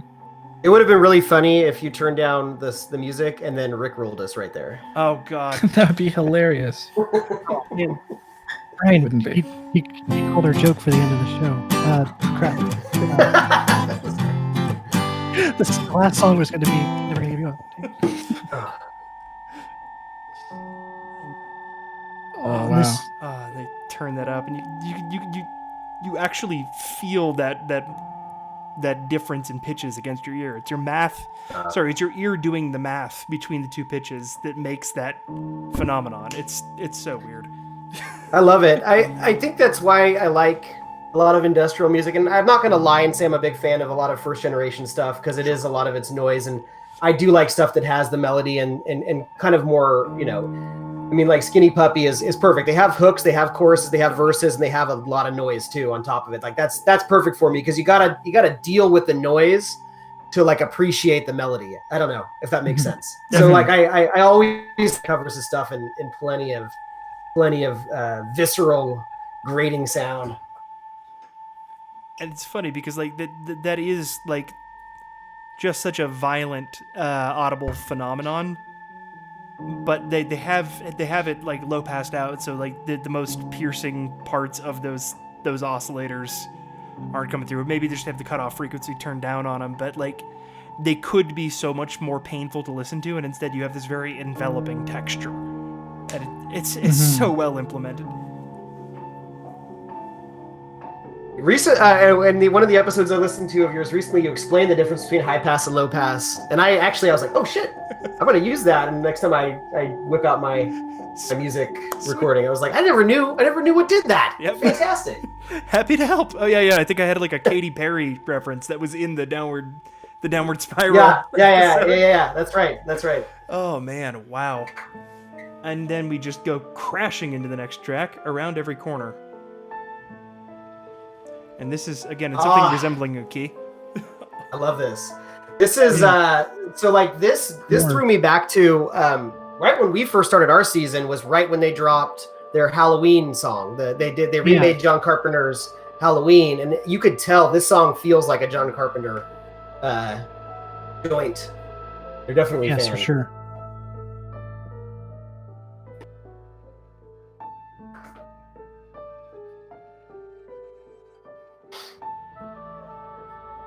Very interesting It's like choice a of film noir.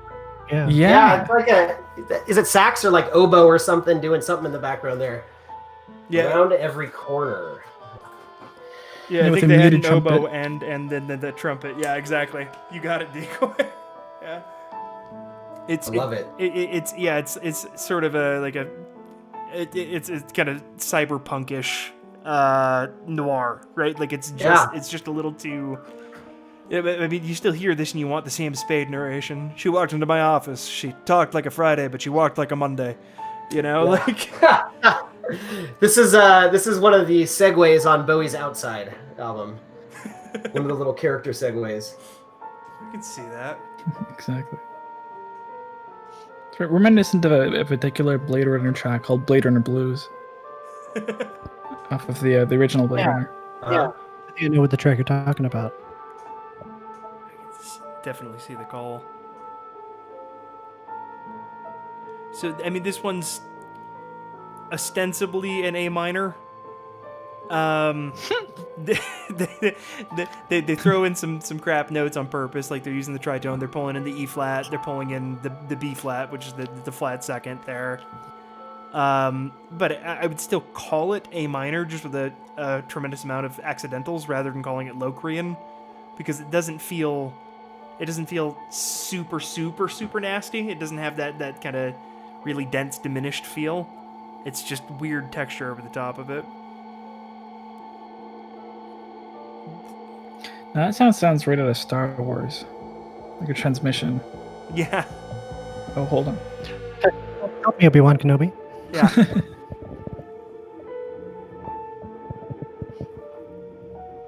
And he's got, those false starts and stops where you think it's about to open up into something and he pulls it back. You get that kind of rise and fall motion, which makes it... I would love to see a film scored with this stuff. I really would. Specifically this half of the record. I think it'd be awesome. This song's a high point for me on this record on Locusts. Not my highest, but I really like the mood that this one conjures. Yeah. I don't know if I like the mood, but I appreciate that it conjures it. Yeah. So it's a well-conjured mood. Well conjured. Yeah. So like the lead instrument there, which I'm having a hard time even picking out, is still the muted trumpet, dropped down to a C sharp, which made it A major for a minute. So again, we're in like this modal experiment around the key of A. It's just A-ish. It's not really a key, which is something that he's done plenty before on specifically on his instrumental tracks. But it's more about the vibe than following any particular scale or structure. And the vibe is thick with this one. You can spread it. Yes. Oh, wow. I may borrow that if you don't mind. The bass line was so thick you can spread it.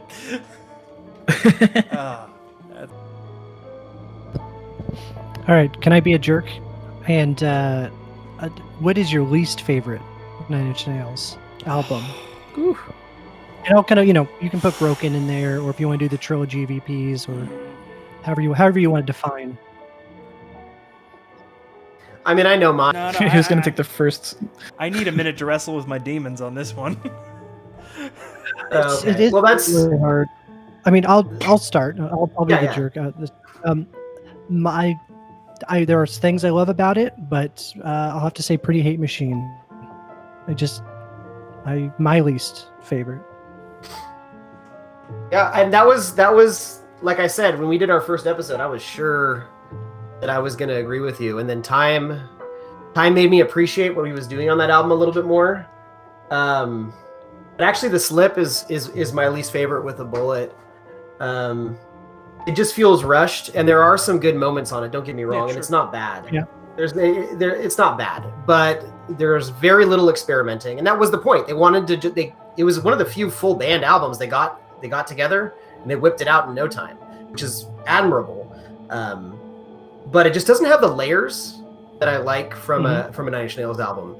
And even though I think With Teeth is a little too clean cut for my taste, those few moments they go to outer space on that album make it worth the while, and it just never gets there on The Slip for me. And it was free, so hey, I'm not complaining. I'm not sweating it. Yeah, but, and like you said, it was done in 3 weeks from start to finish. Yeah. So I mean, no reflection on the band. It's just if you're going to consider that one of the Halos, it is not my favorite. And I'm the guy that loves, but I'm also the guy that loves the remix albums. So Yeah. Well, I mean, if the purest feeling isn't an option, because it technically isn't. Oh, okay. Yeah. I'll let's rule out purest feeling. Okay. Actually, controversial opinion. If the song "Purest Feeling" and Maybe Just Once ended up on Pretty Hate Machine, would have been a better album.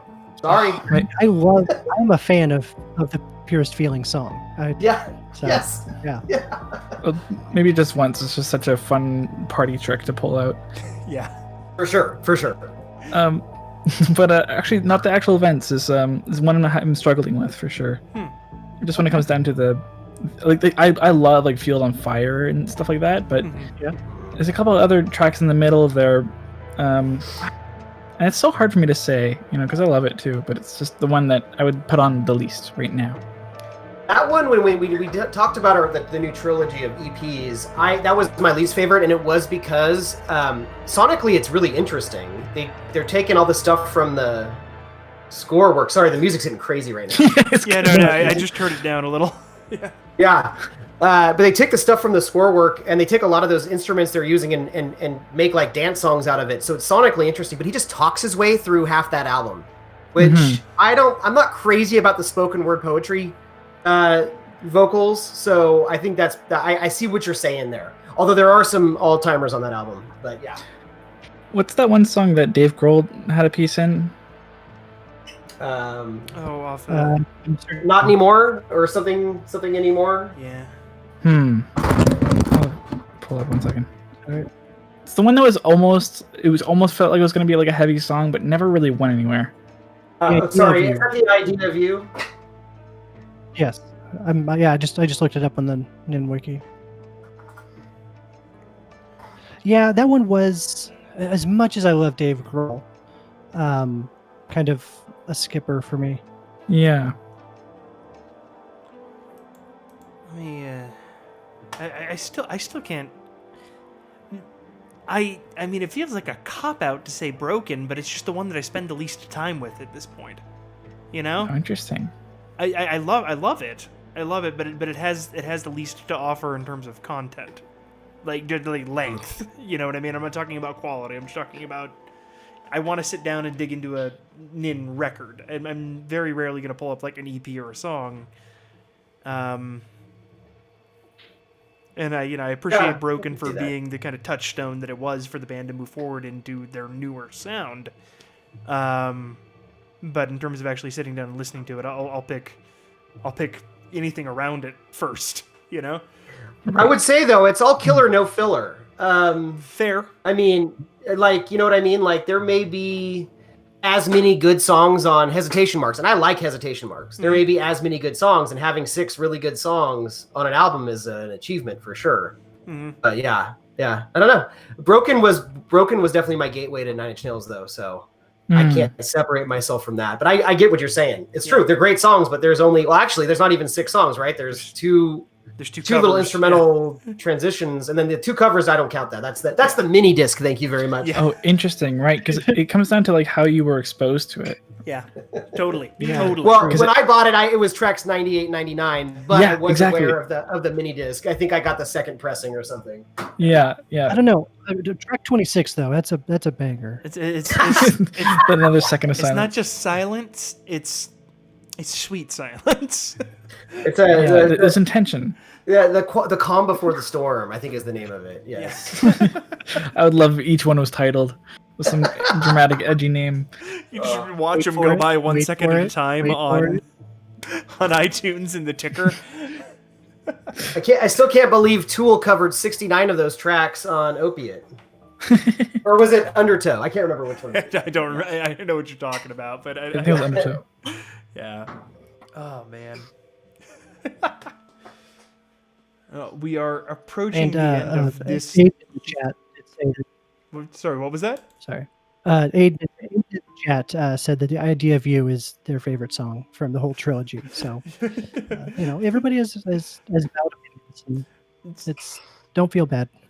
Well, and it's funny because I feel like it's down to any number of factors, like which song is going to grab you in the moment. Because the one that stuck with me through the entire trilogy was actually "God Break Down the Door," which I didn't expect on my first listen through, but now being a year or so removed from go through it. Brian. What's that? I just like the You single. like the singles, that's why. No. It was just a really unique moment. I mean, the idea of you actually really. Again, it's one of those things where the vibe is phenomenal. Like I wish there was more movement, but the vibe is great. And Aiden, you're not wrong. Opinions are opinions. They're not wrong. It's a really good song. I like it too. I'm actually more on your side, Aiden. So there we go. Take that. The other 3. Yeah. Okay. I will say, having got to see them, I don't know if you guys got to see them on their last tour. I wish. A couple of those tracks that they played, Fields on Fire and Background World, those were awesome live. Those really killed it live. Yeah, I've seen the band twice. Is Tension, which I think was the Hesitation Marks. Yep. I'm actually very jealous of you for being at that tour. Yeah, that's awesome. that show. All the visual stuff that they did on that tour was just from like I'm in the music or not music but event. In my head, I'm just like, so I mean, you have to have two guys on that that wall piece has to have like two guys on, one or two guys, and that and there's like 6 of them. So that means you have to do this. Just the coordination of having all this stuff moving around on stage was amazing. And I know that there's some like YouTube videos and stuff where they can kind of show that off, but I really wish we had like a solid like tour DVD or tour video. It was promised but never given. There's one on Vivo that looks good, sounds good, but that's the best one, I think. For sure. Yeah, I saw him on the Bowie tour. Oh, the Descent. outside one, or I don't know what they called it at the time, but it was Prick opened, then 9 Inch Nails, and then Bowie. Of course, they did the songs together, and that was like, that's my life. I'm not allowed to bring it up on the podcast anymore because I have beaten that horse. I have literally vampired all the cool cred I could ever get out of that show. But that was amazing.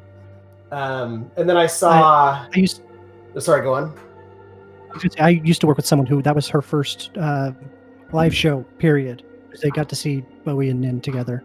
It was like, I hate you. Yeah, that's a really amazing virginal experience. That's ridiculous. For sure. Yeah, I mean, my first show was the Offspring. Little did I know, a year later I would be seeing 9 Inch Nails and Bowie. So, and then I saw him twice with Teeth, and then obviously this last one. So I've only seen him 4 times, but the last show it was probably the tightest I've ever seen him play. The second time I saw him was a festival here in Sacramento. Even if I have to cover long distance to see them on the next tour, because legitimately every time that they have come through, I've either been too poor or working the night of a show, and that breaks my heart. But like it's funny for a musician, I'm really bad about actually making it out to see live music happen. Because paying bills while you're a musician requires you to take on another job. Exactly. Yes. But I would just about murder to see them. The next track playing, guys, I feel like I... Yes, we're on the Worriment Waltz. This one is... It's sort of in... there we go. G Mixolydian flat 6. So it's kind of pulling scales from the closer. From the Is downward it 3/4 spiral. time? I'm hard to say. Here, give me a minute. Just because there's no real rhythmic information. No.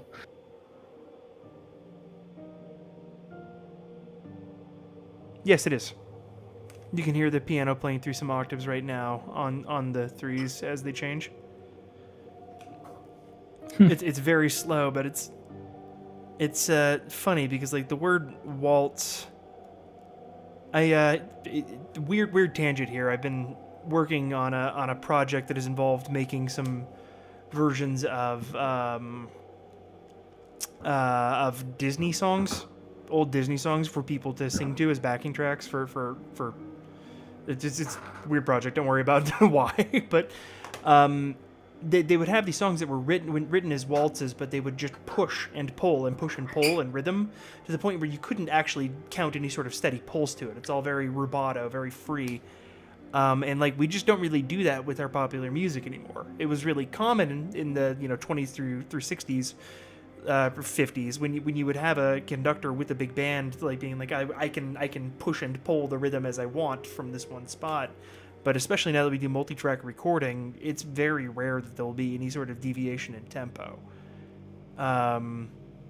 So like even though there's not really anything demonstrating the pulse or the clave here, you can hear it enough in the piano because it is consistent. It's timing quantized.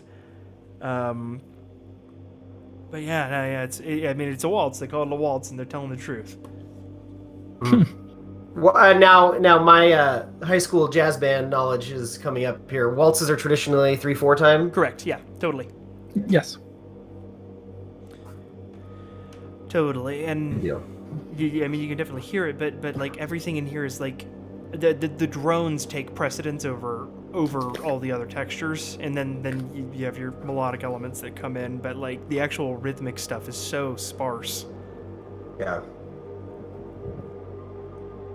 It's there just enough to kind of feel it subconsciously. Yeah, what a drone.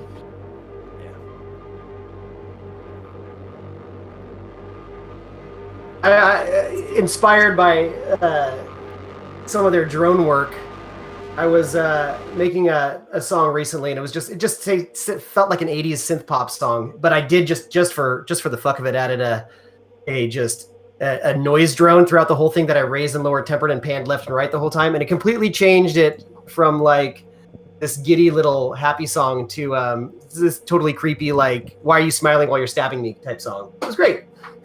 Nice. It's amazing. Fun. The small differences, though, like really do add up very, very quickly in production. It's so weird.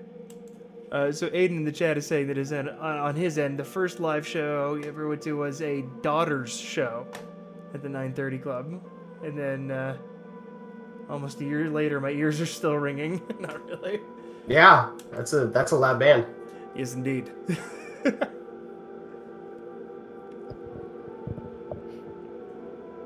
Now, who do you think is performing these instruments? It's not unlike Trent and Atticus to try it themselves. I mean, I think more times than not, it's probably synthesized horns would be my guess. Although obviously Trent can do the sax, so It's I don't. This feels very nuanced for synthesized horns. Unless it's a really great contact library. which, I mean, if anybody would have a really good contact library. But yeah, no, I do get the feeling that is actually played, but to your point about the nuance, it makes me think it's maybe a session player. I don't know who, but like that there's a lot of these wind instrument passages that have happened during the trilogy and during this point to me at somebody who's got that as a main instrument. I know Trent has done some saxing for sure.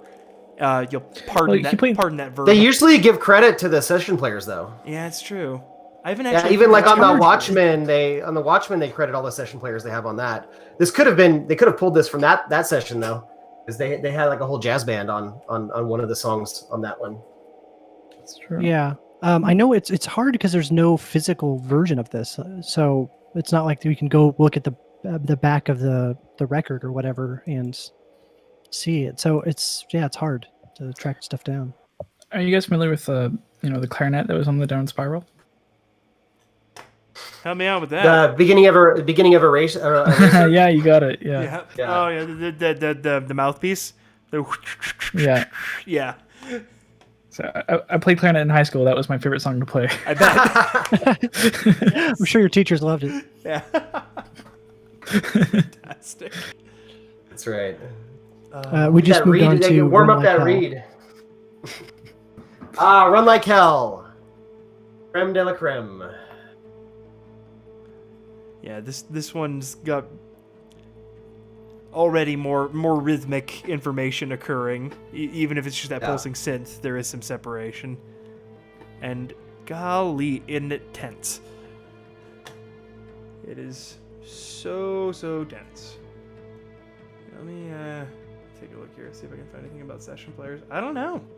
I mean, there's a good chance he was doing a lot of this off of a contact library, especially if it was any of it recorded during quarantine.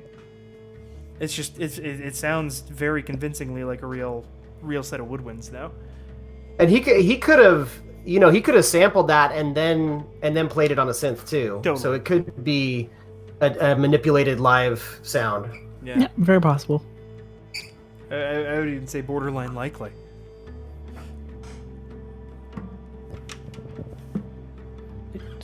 Shut up, guys. I'm good. Yeah, when we talked about this album, this was across the board like the best on this disc as far as Pod Like a Whole was concerned. For obvious reasons too. I think I'm a little bit more tolerant to the instrumental stuff than the other guys, but this one grabs your attention, it's impossible not to. But it gets your. If your I hooks had in you. any criticisms of Ghosts or this pair of Ghosts, it's that like the songs like blur together. It's like, well, there's that song with the drone, and it's different from the other song with the droning sound, but there's a lot of that kind of blurs everything together. Like the first, So that break beat. that is some like Perfect Drug level. Turning this up yes. stream right now. Actually, it almost sounds like the Amen break, which was used in the Perfect Drug. Yeah. Yeah. A very famous drum beat. Right. Amen, brother. Yeah. That's the one. And if it is Okay. the Amen break, he chopped it up, but I think he programmed that. Well, it's got the exact same, like, you know, kind of microphone distortion and filtering and stuff. Yeah, I think he might have taken that old version of it and like chopped it up to change the rhythm, because the actual drums as they are articulated is different, but the tone is very much the same. Yeah, I mean, like taking that particular break, chopping it up, making it your own is very much of the culture of breakbeat. Oh yeah, for sure, and has been done 1,000,000 times. And that particular song has been used 1,000,000 times. I was just talking about it. Was on Little Wonder off Earthling by David Bowie. Right. Yes. Yeah, an album that not many people talk about for sure.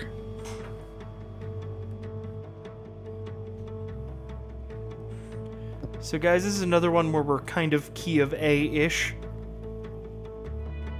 And he's doing this rhythm it's like an extended version of the Trisio. So it's like 1 and 2 and 3 and 4 and 1 and 2 and 3 and 4 and. So it's like you get like this long, short, which is sort of a bastardization of like Greek rhythms, where there's a long beat that's in like Greek traditional music. There's like a long beat that's 3 beats, and then a short beat that's 2 beats.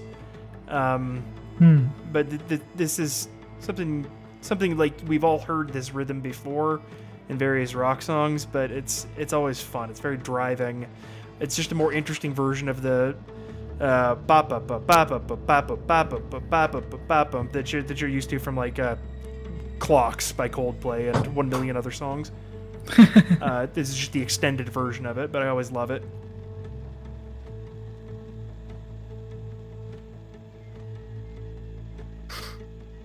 That kind of light hissing noise in your ears. There's something so tangible about that. Well, it's like the bubbles popping around me in a bubble bath. Yeah. It's like I found myself inside of a freshly opened can of soda. Get his little plucks there. Yeah, that's the thing with like trance. There's always so many layers, and you can listen to the song like 50 times and hear a new thing every time. Yeah. It's always the gift that keeps giving, for sure.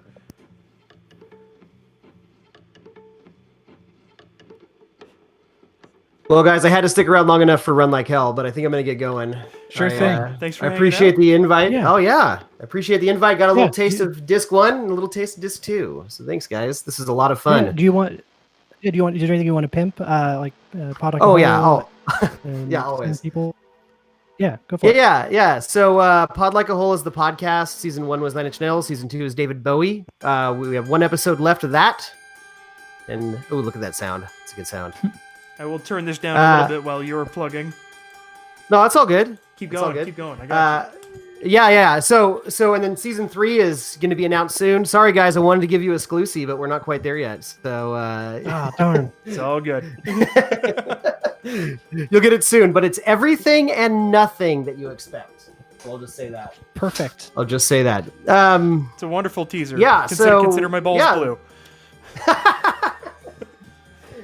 So yeah, check out the podcast. We're on Twitter and we're on Facebook. Okay. And you can get some updates that way. And we try to give our own twist on any new 9 Inch Nails or Bowie news that comes out. And we will always do a bonus episode for new 9 Inch Nails stuff. So yeah. So thanks again for having me on, guys. Thanks for joining us, Yeah, Eric. thank you for coming. Yeah, let's Yeah, do that's it great. again. I gave you like for the sure. NPR goodbye there. Like, oh, thank you so much for joining us. No, seriously, thanks for being here. I've always wanted that. That's an absolute dream of mine to get the NPR goodbye. So thank you. Thank you. I drive to work wishing that was directed at me so many times. Thanks, guys. What was I gonna say? Have me back if you do another one of these. Sure. I'd love to. Unless I burn that bridge already. Which, No. Not at all, man. No. Oh yeah, we'll No. do this again. cool. All right. Have fun. Enjoy the rest of this album. Later. Later. See ya. Bye. And then there were 3. Is it alright if I stick around? Yeah, totally. Stay as long as you want. Very cool. Yeah. Well, we have to talk about the sound design of this. I Yeah. think you Yeah, might what's be able going to. on You with might be the- the most qualified to talk about that. So go for it. Well, I'm just trying to pick out like what is that instrument, because it feels like the top part of an electric guitar, the part that connects the very top nut to Yeah, the yeah, actual yeah. tuning The- pegs. This. That might actually be it. I also the pitches seem fairly intentional, so it might be a hammered dulcimer, which has a similar sound. But then we've Yeah. got these like It's kind of a pulsating slapped things dulcimer. here. Yeah, slapped dulcimer. Yeah, that's perfect. Yeah. What's happening in the background there? Everything's out of tune. So, yeah, no, it's weird. It seems like everything's tuned in a different. Well, that's the end of the song. So, yeah, the mystery will never be solved. But yeah, Well, we're definitely a very ghosty song. for sure. And there was a lot of stuff like that on the first set of Ghosts, where it was like him playing like a guitar slide, but then miking the back end of the string, so you get the wrong note in addition to the right note. Right. You know, just accentuating the imperfections of an instrument, which is such a Trent thing to do, just philosophically and production wise. Tyler, I'm not entirely sure if your video has frozen. Are you still with us, Tyler? Check. I can still hear everything. I don't know if you can hear me. I can hear you, but your Well, your video is froze. Why don't you disconnect and reconnect your video? All right. Yeah. Do that. Hey! Oh wow. Yep. Any better? Yes, cool. much better. So this is another kind of classic Ghost thing that we're getting, which is like a looped sample of something that's not clear.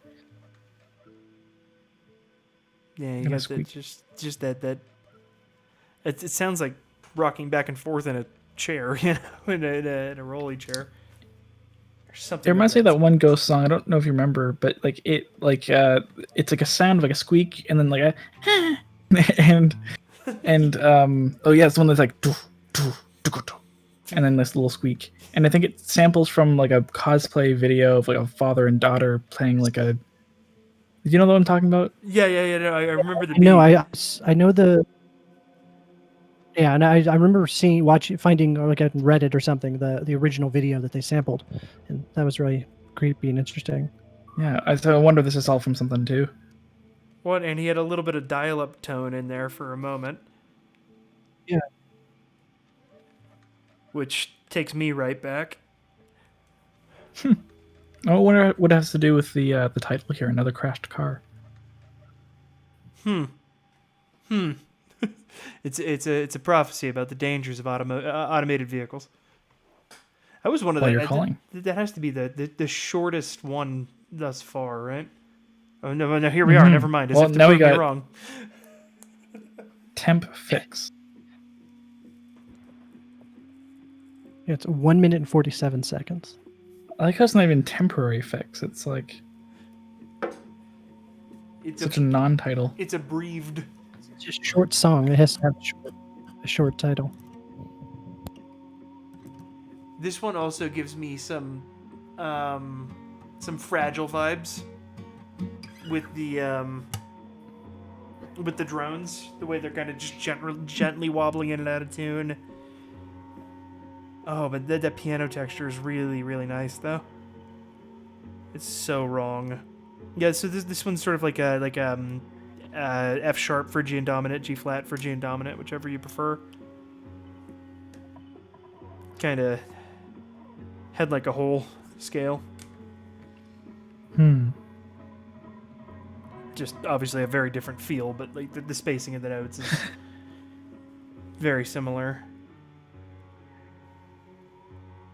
Yeah, it's like it's a silent film score just gone incredibly wrong.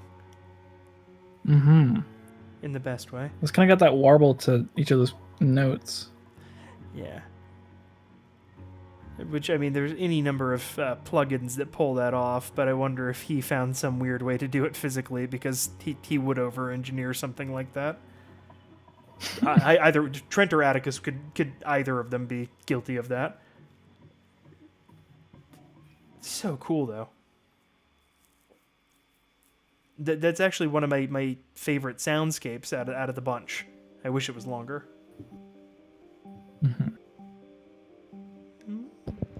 This one sounds like a instrument, like an informational video of like, welcome to the the corporation. The corporation is your friend. Right. Don't judge. Don't doubt the corporation or whatever. like a video that's trying to portray the corporation in a bad light, but the corporation is trying to portray itself in a good light. Yeah, no, Don't Wall-E. question. Yeah, I am getting Wall-E vibes. Did you say question? Oh, don't question the corporation. Yeah, no, don't. Yeah. So, this one's sort of a G Mixolydian flat 6, but like the way that they're pivoting down to F and kind of doing the same thing there is, it's like a slam modulation, so they're changing keys every time the chord changes in a weird way. But then they're putting in all sorts of discordant texture around it. And now we're doing something completely different. Now we're in D flat major. And now it's going minor with the textures. So we're in D flat-ish. It's interesting. Like, I have no idea whether just to, like, I just want to pay attention to the music and try to break down each bit of it, but like these songs are getting shorter and shorter, and it's getting less and less, like, able to just have an alternate discussion, an auxiliary discussion. Yeah, for sure. Over these songs. Yeah. Well, and I think this one basically just repeats those two sections where it's got this repeating thing, and then it does the pivot. It's like an AB structure, if I remember right. But he just does some really weird, cool shit every time he puts out a record. He always finds a way to surprise me, you know? And that's an interesting question too. Oh, go ahead. No, Oh, you go ahead. Yeah, Decoy, please. I was just like, just because Trent Atticus made it, because it's Nine Inch Nails, doesn't mean it has to work. You're allowed to like come away from the song to be like, that was weird, and that's not a song. And I think that's kind of the point of it too. It's just to be, well, here's something, and you make up your own mind on whatever that is. Here's audio. It's not a song. Yeah, definitely. Brian, shut up. I was going to talk. That's one of the things with like Trent and Atticus of like not being able to predict what they're doing. And whenever you see stuff like on Reddit or on forums and stuff of like, what do you want Trent to do next? And it's like, I don't want to predict Trent. Like he's going to surprise us, and it's probably going to be great. And you can't try to predict it. True that. Exactly. Now you can go, Brian. Oh, it's just that there's been so many things over the years where he's done something that is like new or weird to me as a harmonic idea, and I've been able to like incorporate that into like my own teaching or my own writing. Be like, hey, here's a neat thing. You can take this idea and use it for yourself. And sometimes that comes from one of these sketches from Ghost, where it's like the song itself isn't really meant for anything other than just sort of background music, but you could take these cool messed up harmonic ideas and find a way to incorporate into something that people writ large are more likely to listen to and be like, I've surprised you with something dark. I got you. And yeah, Nine Inch Nails is a huge well of inspiration for, I think, a lot of musicians. Kind of breaks way for many other musicians to say whether or not they liked it, and then kind of pursue different kind of unconventional methods. Absolutely. He's he if Trent did it, then it's allowed, you know. Exactly. But if I do it, it's not okay. No, he has to do it first. You have to put on eyeliner first. Okay. I need to go find mine. I haven't busted that out in a long time. So you're saying I bought the leather pants for nothing? Got it. Shoot, wait. It's alright, I can go steal some. Are they maroon? When is the last time I wore eyeliner?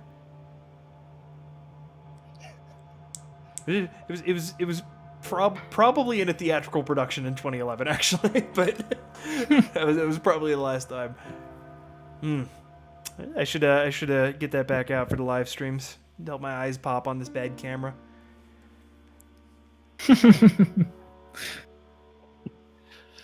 All right. I need to take a quick bio break, but I'll be right back. Got you covered. All right, Jaylin, it's you and me. All right. So, really bad night. Thoughts? Right. Thoughts? Honestly, no thoughts. It's not. It doesn't stand out as a song from the others. I agree with that. The one thing that I do like here is you talk about the feeling of piano being home, and when he's working his way through these slightly discordant chord progressions, comping through low chords like this, as he does so often, it makes me really happy. It's a very Nine Inch Nails feeling for me. Well, this works great in a long playlist, right? It's more of that beautiful Reznor that we love. Yeah. And I think Eric's point earlier about how you kind of have to like deal with the noise to enjoy the melody, and then you end up enjoying the noise as well by association is super accurate. This is a wonderful example. Did you wash your hands?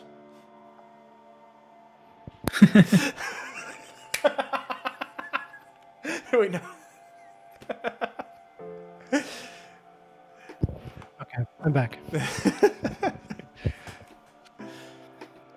We're just talking about how like this is some very Nine Inch Nails-y, like with Teeth era, Fragile era pianoing.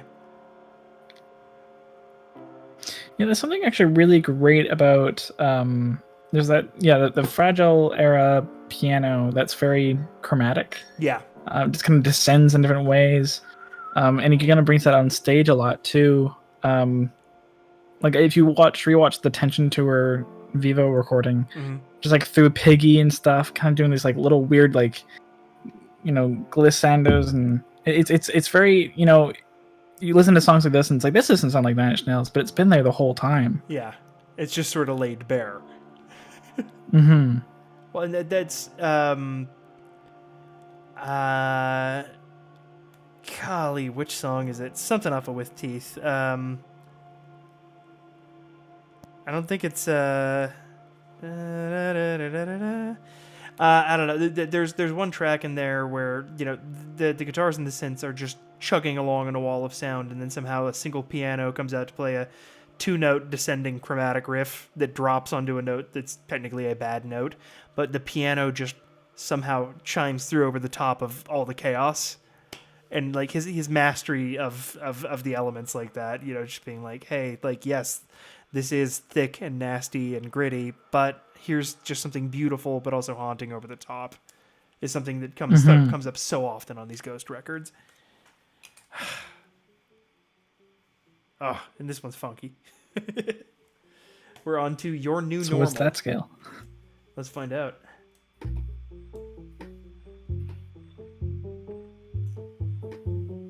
Oh boy.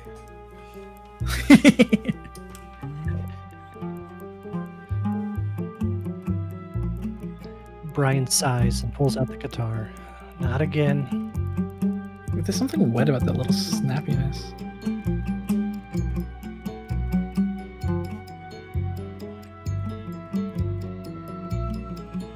Your new normal.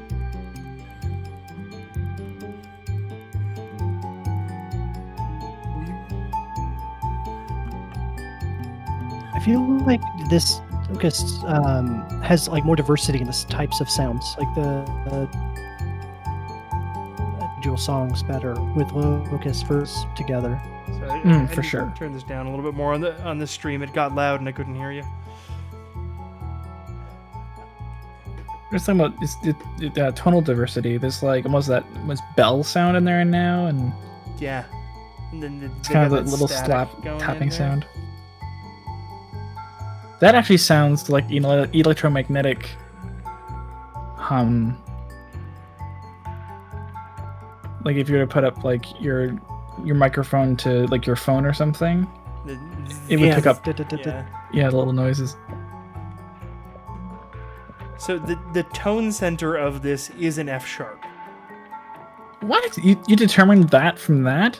Yeah. That's what it's pivoting around.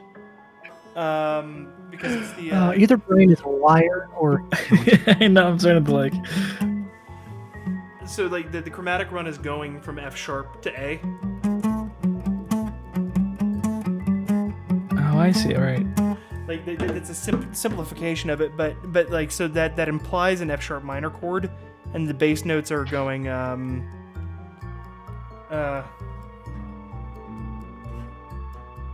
well now he's changing it. Impossible to follow. Yeah, so it's a semi-chromatic thing going on in the bass there, but it always seems to come back around to F sharp and A, which just calls it F sharp minor for me. But like it's just chocked full of accidentals. It's not really a scale in any functional or meaningful way. I mean, if some person that you didn't really know very well told you that they just got into like music making and sent you this on their Bandcamp, like, would you be able to dissect it and like have appreciation for it? Can you enjoy music, Brian? Or do you have to break it down? Well, that a lot of times, some of my favorite music nowadays is stuff that is so complicated that I can't analyze it passively as I'm listening to it, so I have to listen to it instead. Like math rock. Yeah, no, or like I've been listening to a lot of like Jacob Collier. He's really talented. He's basically a YouTube musician, but the guy does wild harmony stuff, just over the top. And I don't feel the need to keep up with it because it hurts. Also listen to a lot of pretty much anything by Chris Thiele, who's a mandolin player, but he writes songs for lots of bands, and they're usually fairly complicated. But no, so like if something like that came through, and I think it all depends on the context, because I hear a song like the one that was just on Your New Normal, in the context of something like this, where it's meant to be primarily soundscapes, or like film scores and stuff like that, then it feels super appropriate. If somebody says, "Yes, I'm trying to write a radio hit," if like a student says, "I'm trying to write a radio hit," and they send me that, I'll be like, "Okay, hang on, calm down there, Philip Glass. We need to reel it back in a little bit and get to some basic stuff." But I mean, at this point in his career, Trent could never write another pop song, ever, and he'd be fine. Right. I'm not saying that pop songs are only a means to an end, because, like, frankly, the vast majority of songs that we grew up enjoying were pop songs of one shade or another. But stuff like this right here, 2 chords in, we're already getting real nasty. Oh, we just got nastier, right? So that serves no pop purpose. It's more emotive soundscape storytelling, and God, I love it. Sorry, Jaylin, you're getting me ranting, and I've had 2 beers. No, so- that's which is that's the point of a podcast, though, isn't it? yeah, fair enough. Yeah, it's just we get drunk and we rant.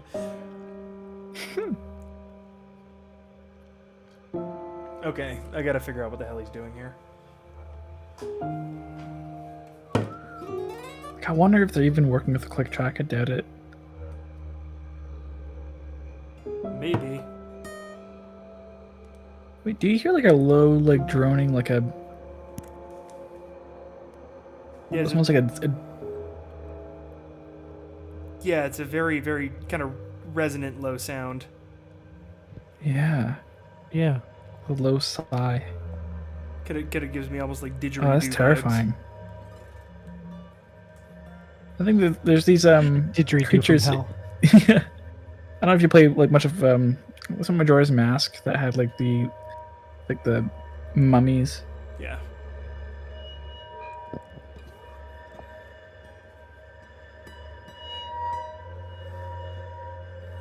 Oh, that's just amazingly terrifying.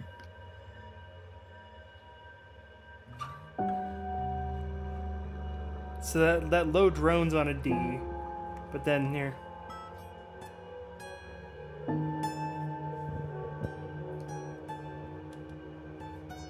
So it's an F sharp minor chord there. That's the first one.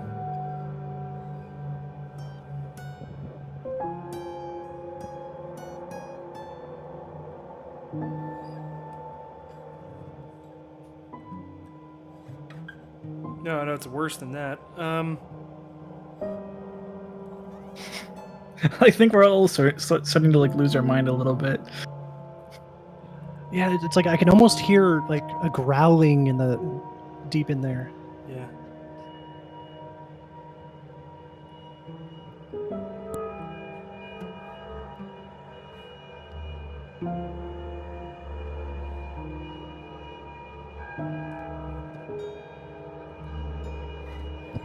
And you would think, because this song is titled "Just Breathe," and you would think that it would be kind of like it's okay, everything's gonna be okay, just breathe, calm down. But no, it's like a tension, like every breath could kill you. Yeah, it's a far cry from a minute to breathe. That's for sure. Yeah. Yes. Yes, indeed. It's funny. There was a song my buddy Garrett showed me from I want to say Wilco, where it was like a series of like escalating noise somewhere in the neighborhood of like shepherd tones, that kind of stuff. But it was meant to be sort of a simulation of a migraine, an audible simulation of a migraine. Oh, interesting. And for me, this one almost like with the buildings, it seems very much like an audible representation of fighting with being on the edge of a panic attack. You know? Right. Like it's just about to completely fall apart.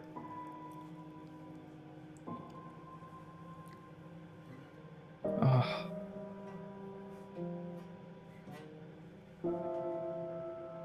Well, I mean, I feel like we should talk about something because I feel like, But yeah, it just Yeah.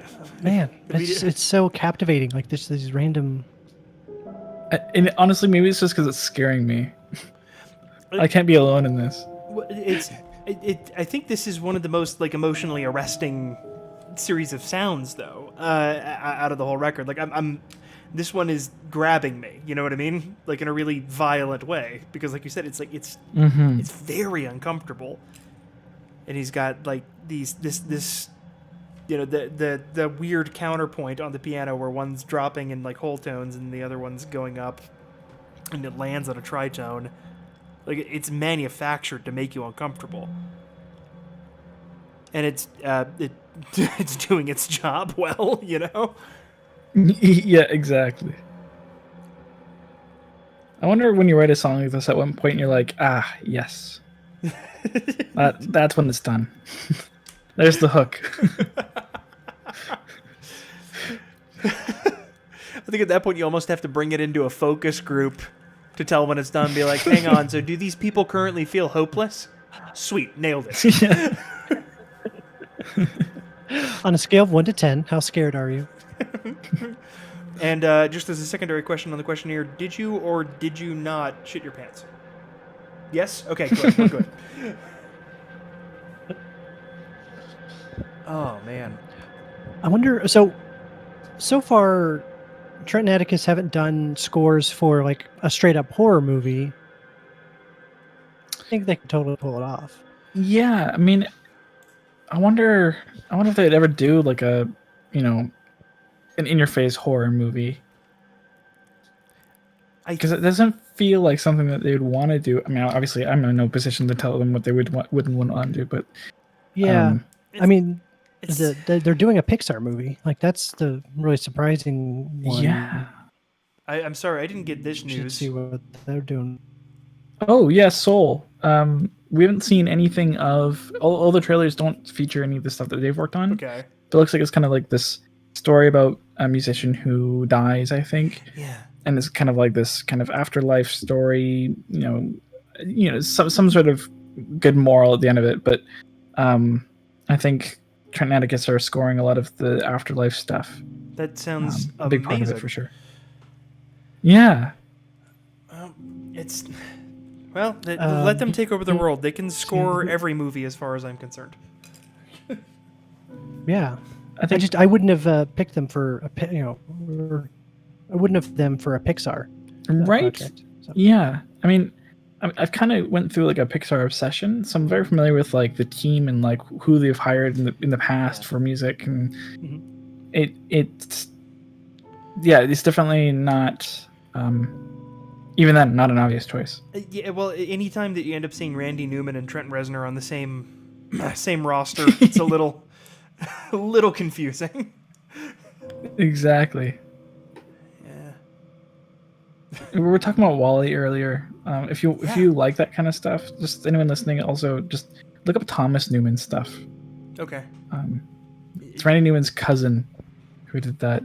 This kind of has more of the uneasy side. It's more akin to what we've been listening to earlier. Yeah, a lot of the stuff that he worked on for that one, including the Peter Gabriel track, I think he was involved with arranging. It's a lot of like Lydian scales, like it's major, but it's very unbalanced. It's kind of mystical, but also like unsafe, And I love the Wall-E soundtrack. It's so good, so good. I'll go ahead and chalk that up under things that people didn't probably expect to hear attending a Nine Inch Nails live stream. I love the soundtrack for Wall-E, but like legitimately, it's actually kind of fucked up in a really good way. Yeah, exactly. This is my favorite title of all the Ghosts tracks. Turn this off, please. Turn this off. Yeah. Please.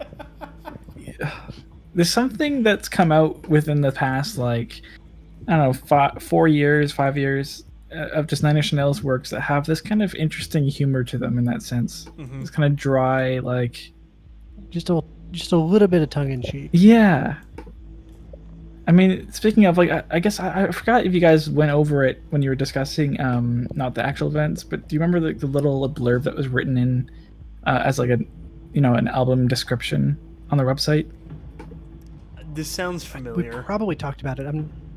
Yeah. But I mean, just please. kind of... Okay, yeah, so it just kind of reminds me of like this kind of tone. Yeah. So, part 1 of a 3 EP trilogy of records, unapologetic, unfriendly, dense, lyrically complex, so far behind the times it's ahead of its time, hipster repelling, uncompromising music smart people can fuck to. May not be for you. Yes. Listen, I love that kind. No, Tyler, stuff. please. That was it. I love that tongue in cheek or just calling it out. It's too complex for you. You don't worry about it. Just move on to something else. And all I have to say is that if you're trying to sell a record to my particular brand of douchebag, nailed it. Just right on the fucking money.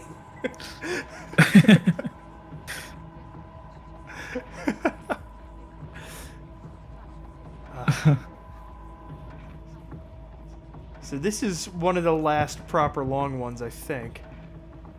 Wow. It's funny because I listened to this like 3 times when it came out, Yeah, but I feel like I'm experiencing it all over again.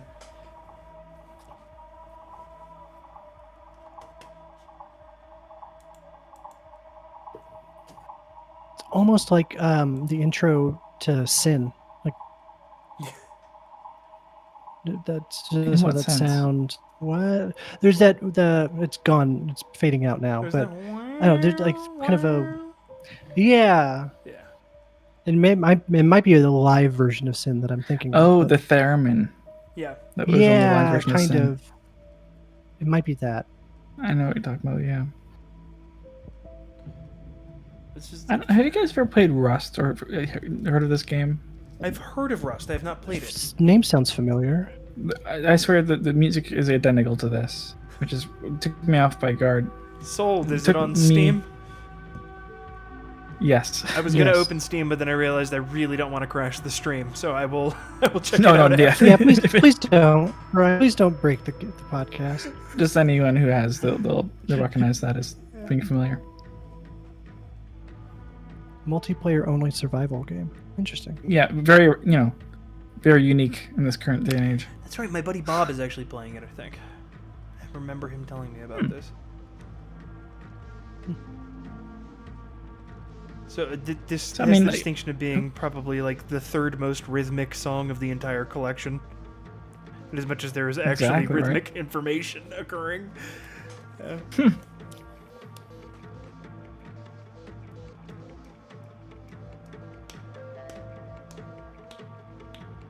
trying to pick out what's going on in like our left ears. The left channel. Yeah.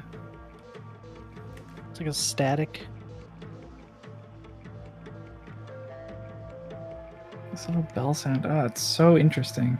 It's distorted but quiet, right? Like, because that seems to be kind of the theme of the Locusts. It's everything's distorted. It's kind of pulled apart, but it's delicate. Everything's very delicate. Yeah, it's done with a measured hand. Mm-hmm. Yeah, so I think there was like two separate layers going on there that were enveloping in and out of each other, and I think one of them might have been that same bell sample, just bit crushed into oblivion, and then low passed out a little. But it sounded like they were enveloping up and around each other in volume. I'm not sure though. That's my best guess. I didn't get a really good ear on it. During the guitar parts earlier, when we're getting kind of like that classic guitar build-up, it reminded me of a pedal technique that was told to me that Trent used, where he likes to bit crush his guitars slightly before distorting them. Mm-hmm. Meaning it kind of gives like the guitars this like biting edge. Mm-hmm. And I'm kind of hearing similar things in this album as well. It's kind of use of bit crushing to kind of make it pop a bit in the mix. And Jaylin, I'm sure you know this is more for the benefit of the listeners, but the way the bit crushing works is as you take something down from like 16 to 8,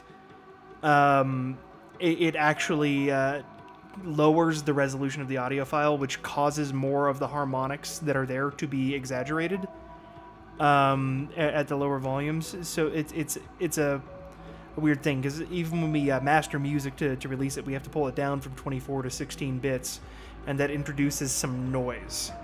And so bit crushing stuff before he puts it through the actual distortion just gives it more harmonic content for the distortion pedals to work with. It allows for a more rich sound. And it's not something that I've really thought about, but it makes perfect sense, though. Yeah, that was really elegantly put. But it's so weird to talk about the eccentricities of like analog audio versus digital audio and the way the waveforms are different, because you kind of need a whiteboard, Yeah. Well, I mean, that becomes a whole other discussion of like, is the audio that's coming out of your audio card really like a stair-step pattern, and like in fact it isn't. It's just as clear as it is an audio waveform, except it's band limited, meaning you can't go to super high or super low frequencies. Yep. But I just want to make this clear that what you're getting in your headphones from any kind of digital device is a pure wave. There's no stair-step patterns. I just want to make that clear. Oh yeah, no, totally. Because that's a very common misconception. Yeah, it's and just as when you record audio digitally, you have to convert it into digital. You convert it back into analog, and it's amazing the way the algorithms work to make it pure. But but when you're doing the processing digitally in the computer, you can take advantage of that stair step as an effect. Yes, which is what Trent does. Again, using the digital audio workstation as part of the arrangement, as an instrument in and of itself, and that gets me pretty rowdy. Honestly, I would love to like have him talk more about his production, because he talks about synthesizers sometimes, and he talks about effects, and he's had a couple of interviews. But man, it's like a video of just like here's like the thought process of like how to achieve this sound, and because he's been working with DAWs, digital audio workspaces, for like the longest time, for like almost 40 years now. Yeah. And I don't know, I think he would have such an amazing. If he did a masterclass, On just production, Yeah. I'd sign up for masterclass in a heartbeat. Yeah, for sure. Have either of you watched the Sound City documentary that Dave Grohl Yeah, did like that. a few years ago? Like I'm made of wires or something. One of those. Yeah. That was really interesting. Just because the part that I thought was really interesting, the whole documentary is analog sound, analog sound. The board is analog. We put it on tape. It just has that, it just sounds so much better that go analog. And then you get to the point where he brings in Trent Reznor, and it's like analog, and then you use digital to manipulate it. Like it's like it was just it was such a cool way. Because it's the documentary is less about digital's bad. It's just here's how great analog is, and then here's how you can introduce digital to analog. And I thought that was a really cool way to present it. Well, I think that brings up a really great point where if you can utilize both well, it's not that analog is better sounding. It's just that it's more distinctive or more nuanced than you could ever get with digital. And just like the impurities is what people, gush over. Yeah. So being able to master both of those is what something that Trent has done and has utilized so well. Yeah, it's just a different type of tool. It's a different toolbox, and you can use both. You can use tools from both sets of toolboxes. Exactly. Well, Trent is uniquely positioned to be good at both because he wasn't there from the beginning of digital, but damn near. He has ridden that wave from the beginning, and that's just wild. No kidding. So he also, I don't know if you guys talked about it, but the whole inauguration, Hall of Fame. Oh yeah. No, we haven't really talked about it. Yeah. Did you just? For me, it's just like, oh man, isn't it awesome that they're in the Hall of Fame? And I kind of had to, because there's the whole thing for years. Trent was like, I don't care about the Hall of Fame. It doesn't matter. And then he got into the Hall of Fame, and then all of a sudden he's a little bit more more open about enjoying being in the Hall. He kind of turned a little bit, or he came around and he changed his mind a little bit, and I thought that was interesting. And you don't always have to, just because you said something 20 years ago doesn't mean you have to stick to your guns. Exactly. That was kind of cool. Yeah, I thought the little piece that they put up was really neat. You can find it off their website, but it's like a little snippet from Woodstock era with like a Yamaha DX7 there, and all the tape and mud and everything. It's the picture that you just dropped it in the chat, but the picture of that display, the part that I thought was really cool and kind of reminded me of like the Tension Tour is just the lighting, where you can see on the shadows behind him, he's in one position. It's like two different. You're getting like a movement or two different pictures out of the lighting by looking at the shadows. I thought that was a really cool and totally like on brand for Trent. I don't know how involved he was with that, but I thought that was really cool. Yeah, I don't imagine he'd be involved at all, but yeah, no, amazingly well done researched work. Definitely. And again, for them to get that exact synthesizer too that they used on tour, it's just a little bit of a icing on cake. I've actually got a sad story here. My dad had a Yamaha DX7 that he bought in the late 80s that I happened to break when I was about 4 years old. No.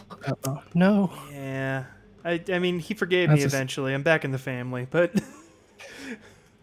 But that was last year, Brian. He didn't forgive you until last year. It took a little bit. No. I had no idea until years later, where I was like, oh my god, I broke... Oh no, that's a legendary synth. But you and Trent have that in common now, though, right? When you put it that way, it makes me feel warm and fuzzy. I'm looking at my DX7 right now, if it makes you feel any better. I've decided not to trust myself with the hardware one, so I've only got the plug-in version. You're braver than I. One last thing with that display. The one thing it's like I know it's mud, but man, it looks like poop. It does. It's sprayed on everything. All right. Sorry, I lost connection there for a second. Oh, it's okay. I was making a bad joke. It was just Yeah. the mud. The mud looks a little shitty. No, Elsa's is also just bragging about my DX7.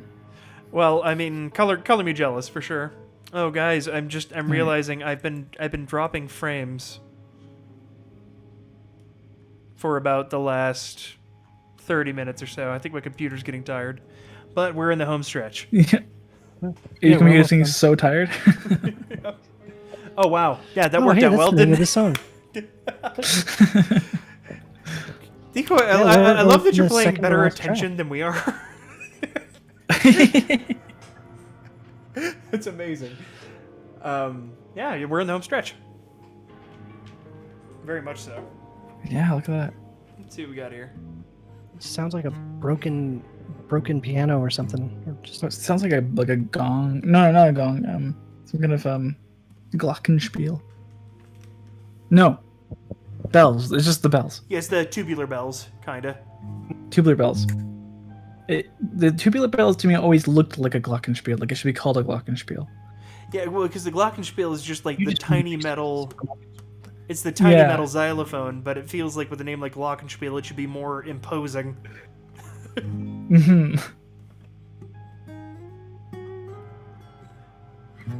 Okay, Yeah, so we're like. there's a funny little story. Oh, Oh no, please go for it.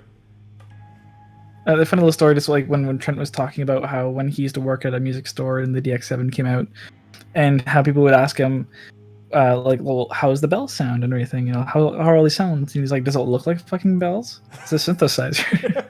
And he used to get really mad at this trend of like synthesizers trying to sound like things but synthesizers. Yeah, well, because at the end of the day, like, you know, making a simulacrum of another song, another sound is not going to sound great, but creating something new out of these systems, you know, changed the world when synthesis first took music by storm, you know?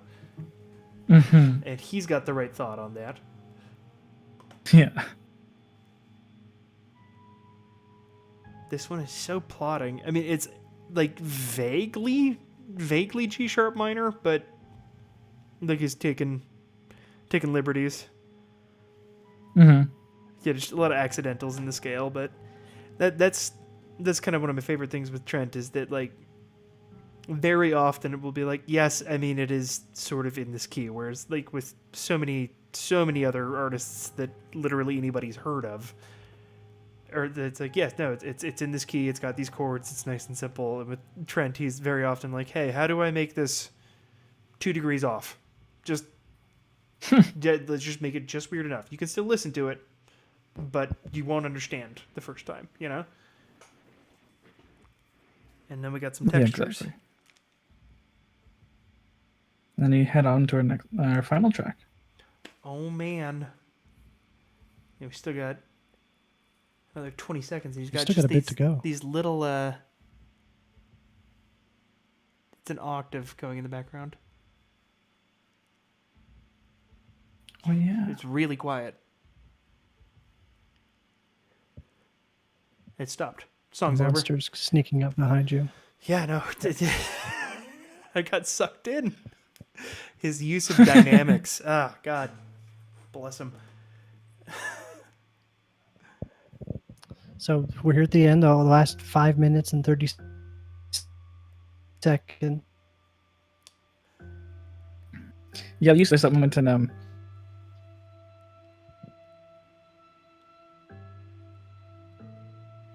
right. Can do for the last for quiet. So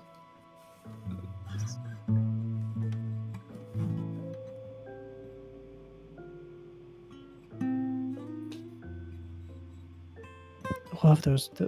I'm assuming they're bells. But I love that sound. It's funny because it almost reminds me of more of like a marimba, but it sustains too long for that.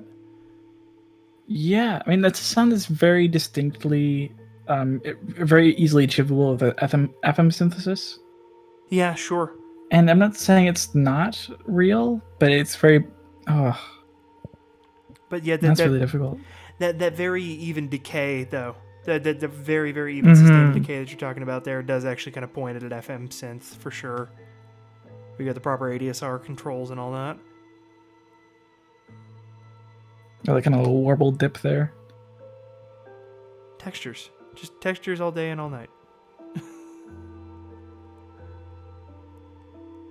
Interesting. This one feels like maybe it's almost like wrapping things up. Like it could also be on together and fit.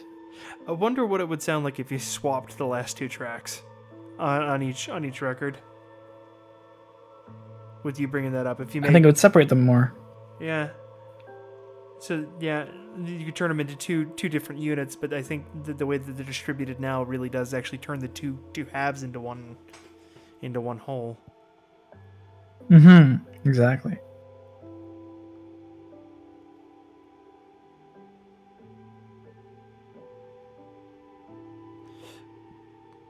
Oh. Well, if I were just like waiting and like, what's next?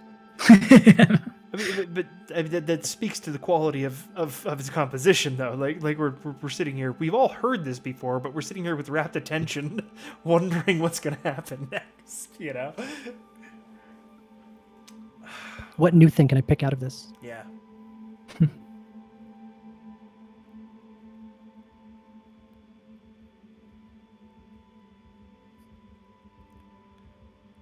I think this has to be the most reverby album in the discography. Easily so. Yeah. Because he spent a lot of time on in the 2010s trying to suck as much air out of his records as possible to get that kind of cleaner Right. sound, you know? Which was super fun for the kind of upbeat stuff he was doing. Like a lot of the stuff on the Slip is just very sterile, but in a fun way. Specifically thinking of Echoplex. Yeah, exactly. Boom, boom, boom. It's like heartbeat almost. Yeah, it's been. I was thinking like because early on, like when it was very quiet in the mix, like it was like something is coming. You know, Galloping the up on monster's coming or something Yeah. like that. But See- no, I like that heartbeat too. Something really to the testament of the mix right now that it's not muddy, but noisy. That's a very delicate line. Really hard to do. Paid very close attention to his low mids, I would say. Why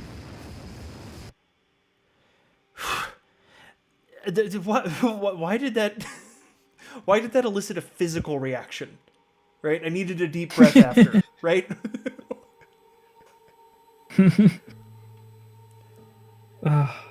And I think that's one of the, however useful it may or may not be for me to be picking apart like what the notes are. It's what he's doing with texture that really makes all this stand apart. Because that's what's eliciting the feeling. Timbre is just as important as pitch and harmony, and he really digs into timbre hard on this. Yeah, there's a lot of space. There's like you can imagine like an atmosphere, an area. It evokes an image. It sure does. What is it's on our. Well, hang on. That's the end of the record, so I'm not going to say anything. Wait, there's a bit of a heartbeat, I think. This is my own. Okay, no, cool. No, it's there. Either that or you have a very good mic, Jaylin. 10.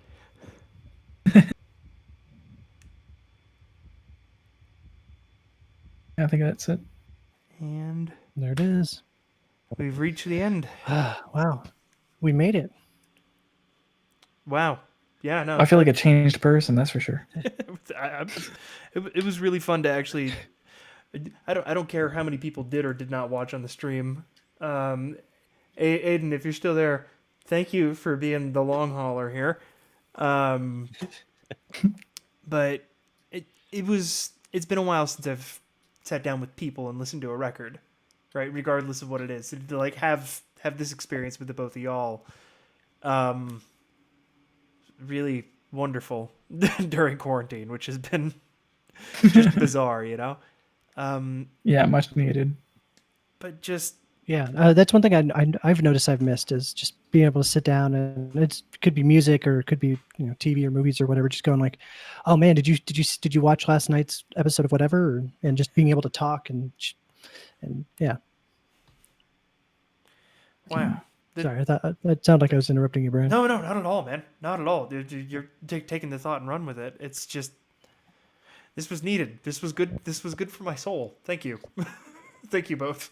Yeah, yeah, and thank you, Jaylin, for joining us. It was great having somebody else here, as I'm sick of Brian. I'm two sick of and a half me too. hours. It might be a bit much. Well, I'm very happy to help. Yeah. Oh, and also We'll have to I do had something like a this. blast. Oh, thank you. Oh, good. Is there? So, do you want to pimp your stuff? Decoyphoton.com. Yeah, actually, that's exactly it. It's decoyphoton.com. I released an album relatively recently called Event Horizon.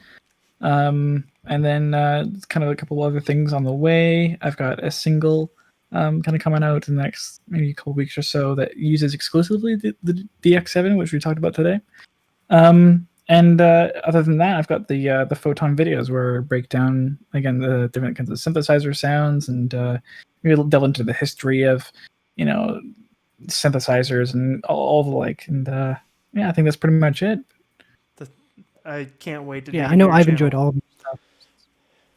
Tyler beat me to it. I just found out about this just within the last couple of days when he mentioned it, and I'm really looking forward to digging in. But it has been legitimately lovely to have you with us. Thank you so much for joining. Fantastic. Yeah. Yeah, and appreciate people it. should definitely check out the NIN Discord, and track you down and get an invite. Totally. Yeah. Just look it up on Google and stuff too. You'll be able to find the Twitter, and that gives you to a link and all that, and you'll be able to make your way around. Yeah. And if you maybe came from the NIN Discord and you aren't familiar with our show, in the episode notes there's links and stuff to all of our stuff if you want to check out our episodes. But I think that's going to wrap us up. We need something like this again. Now that we figured out this, especially with the YouTube party thing. Yeah. We should try to do this more often. Make it a regular thing, especially while on quarantine. Yeah, definitely. Definitely. Well, again, to Aiden for being the long hauler, thank you. And to everybody else who joined us earlier on, I totally understand why you didn't stick around for the whole thing, because it was a long haul, but it was fun and you missed out. Ha! Discographers out. And I'm going to click end stream right now. No, that's all right. Got anything else to say?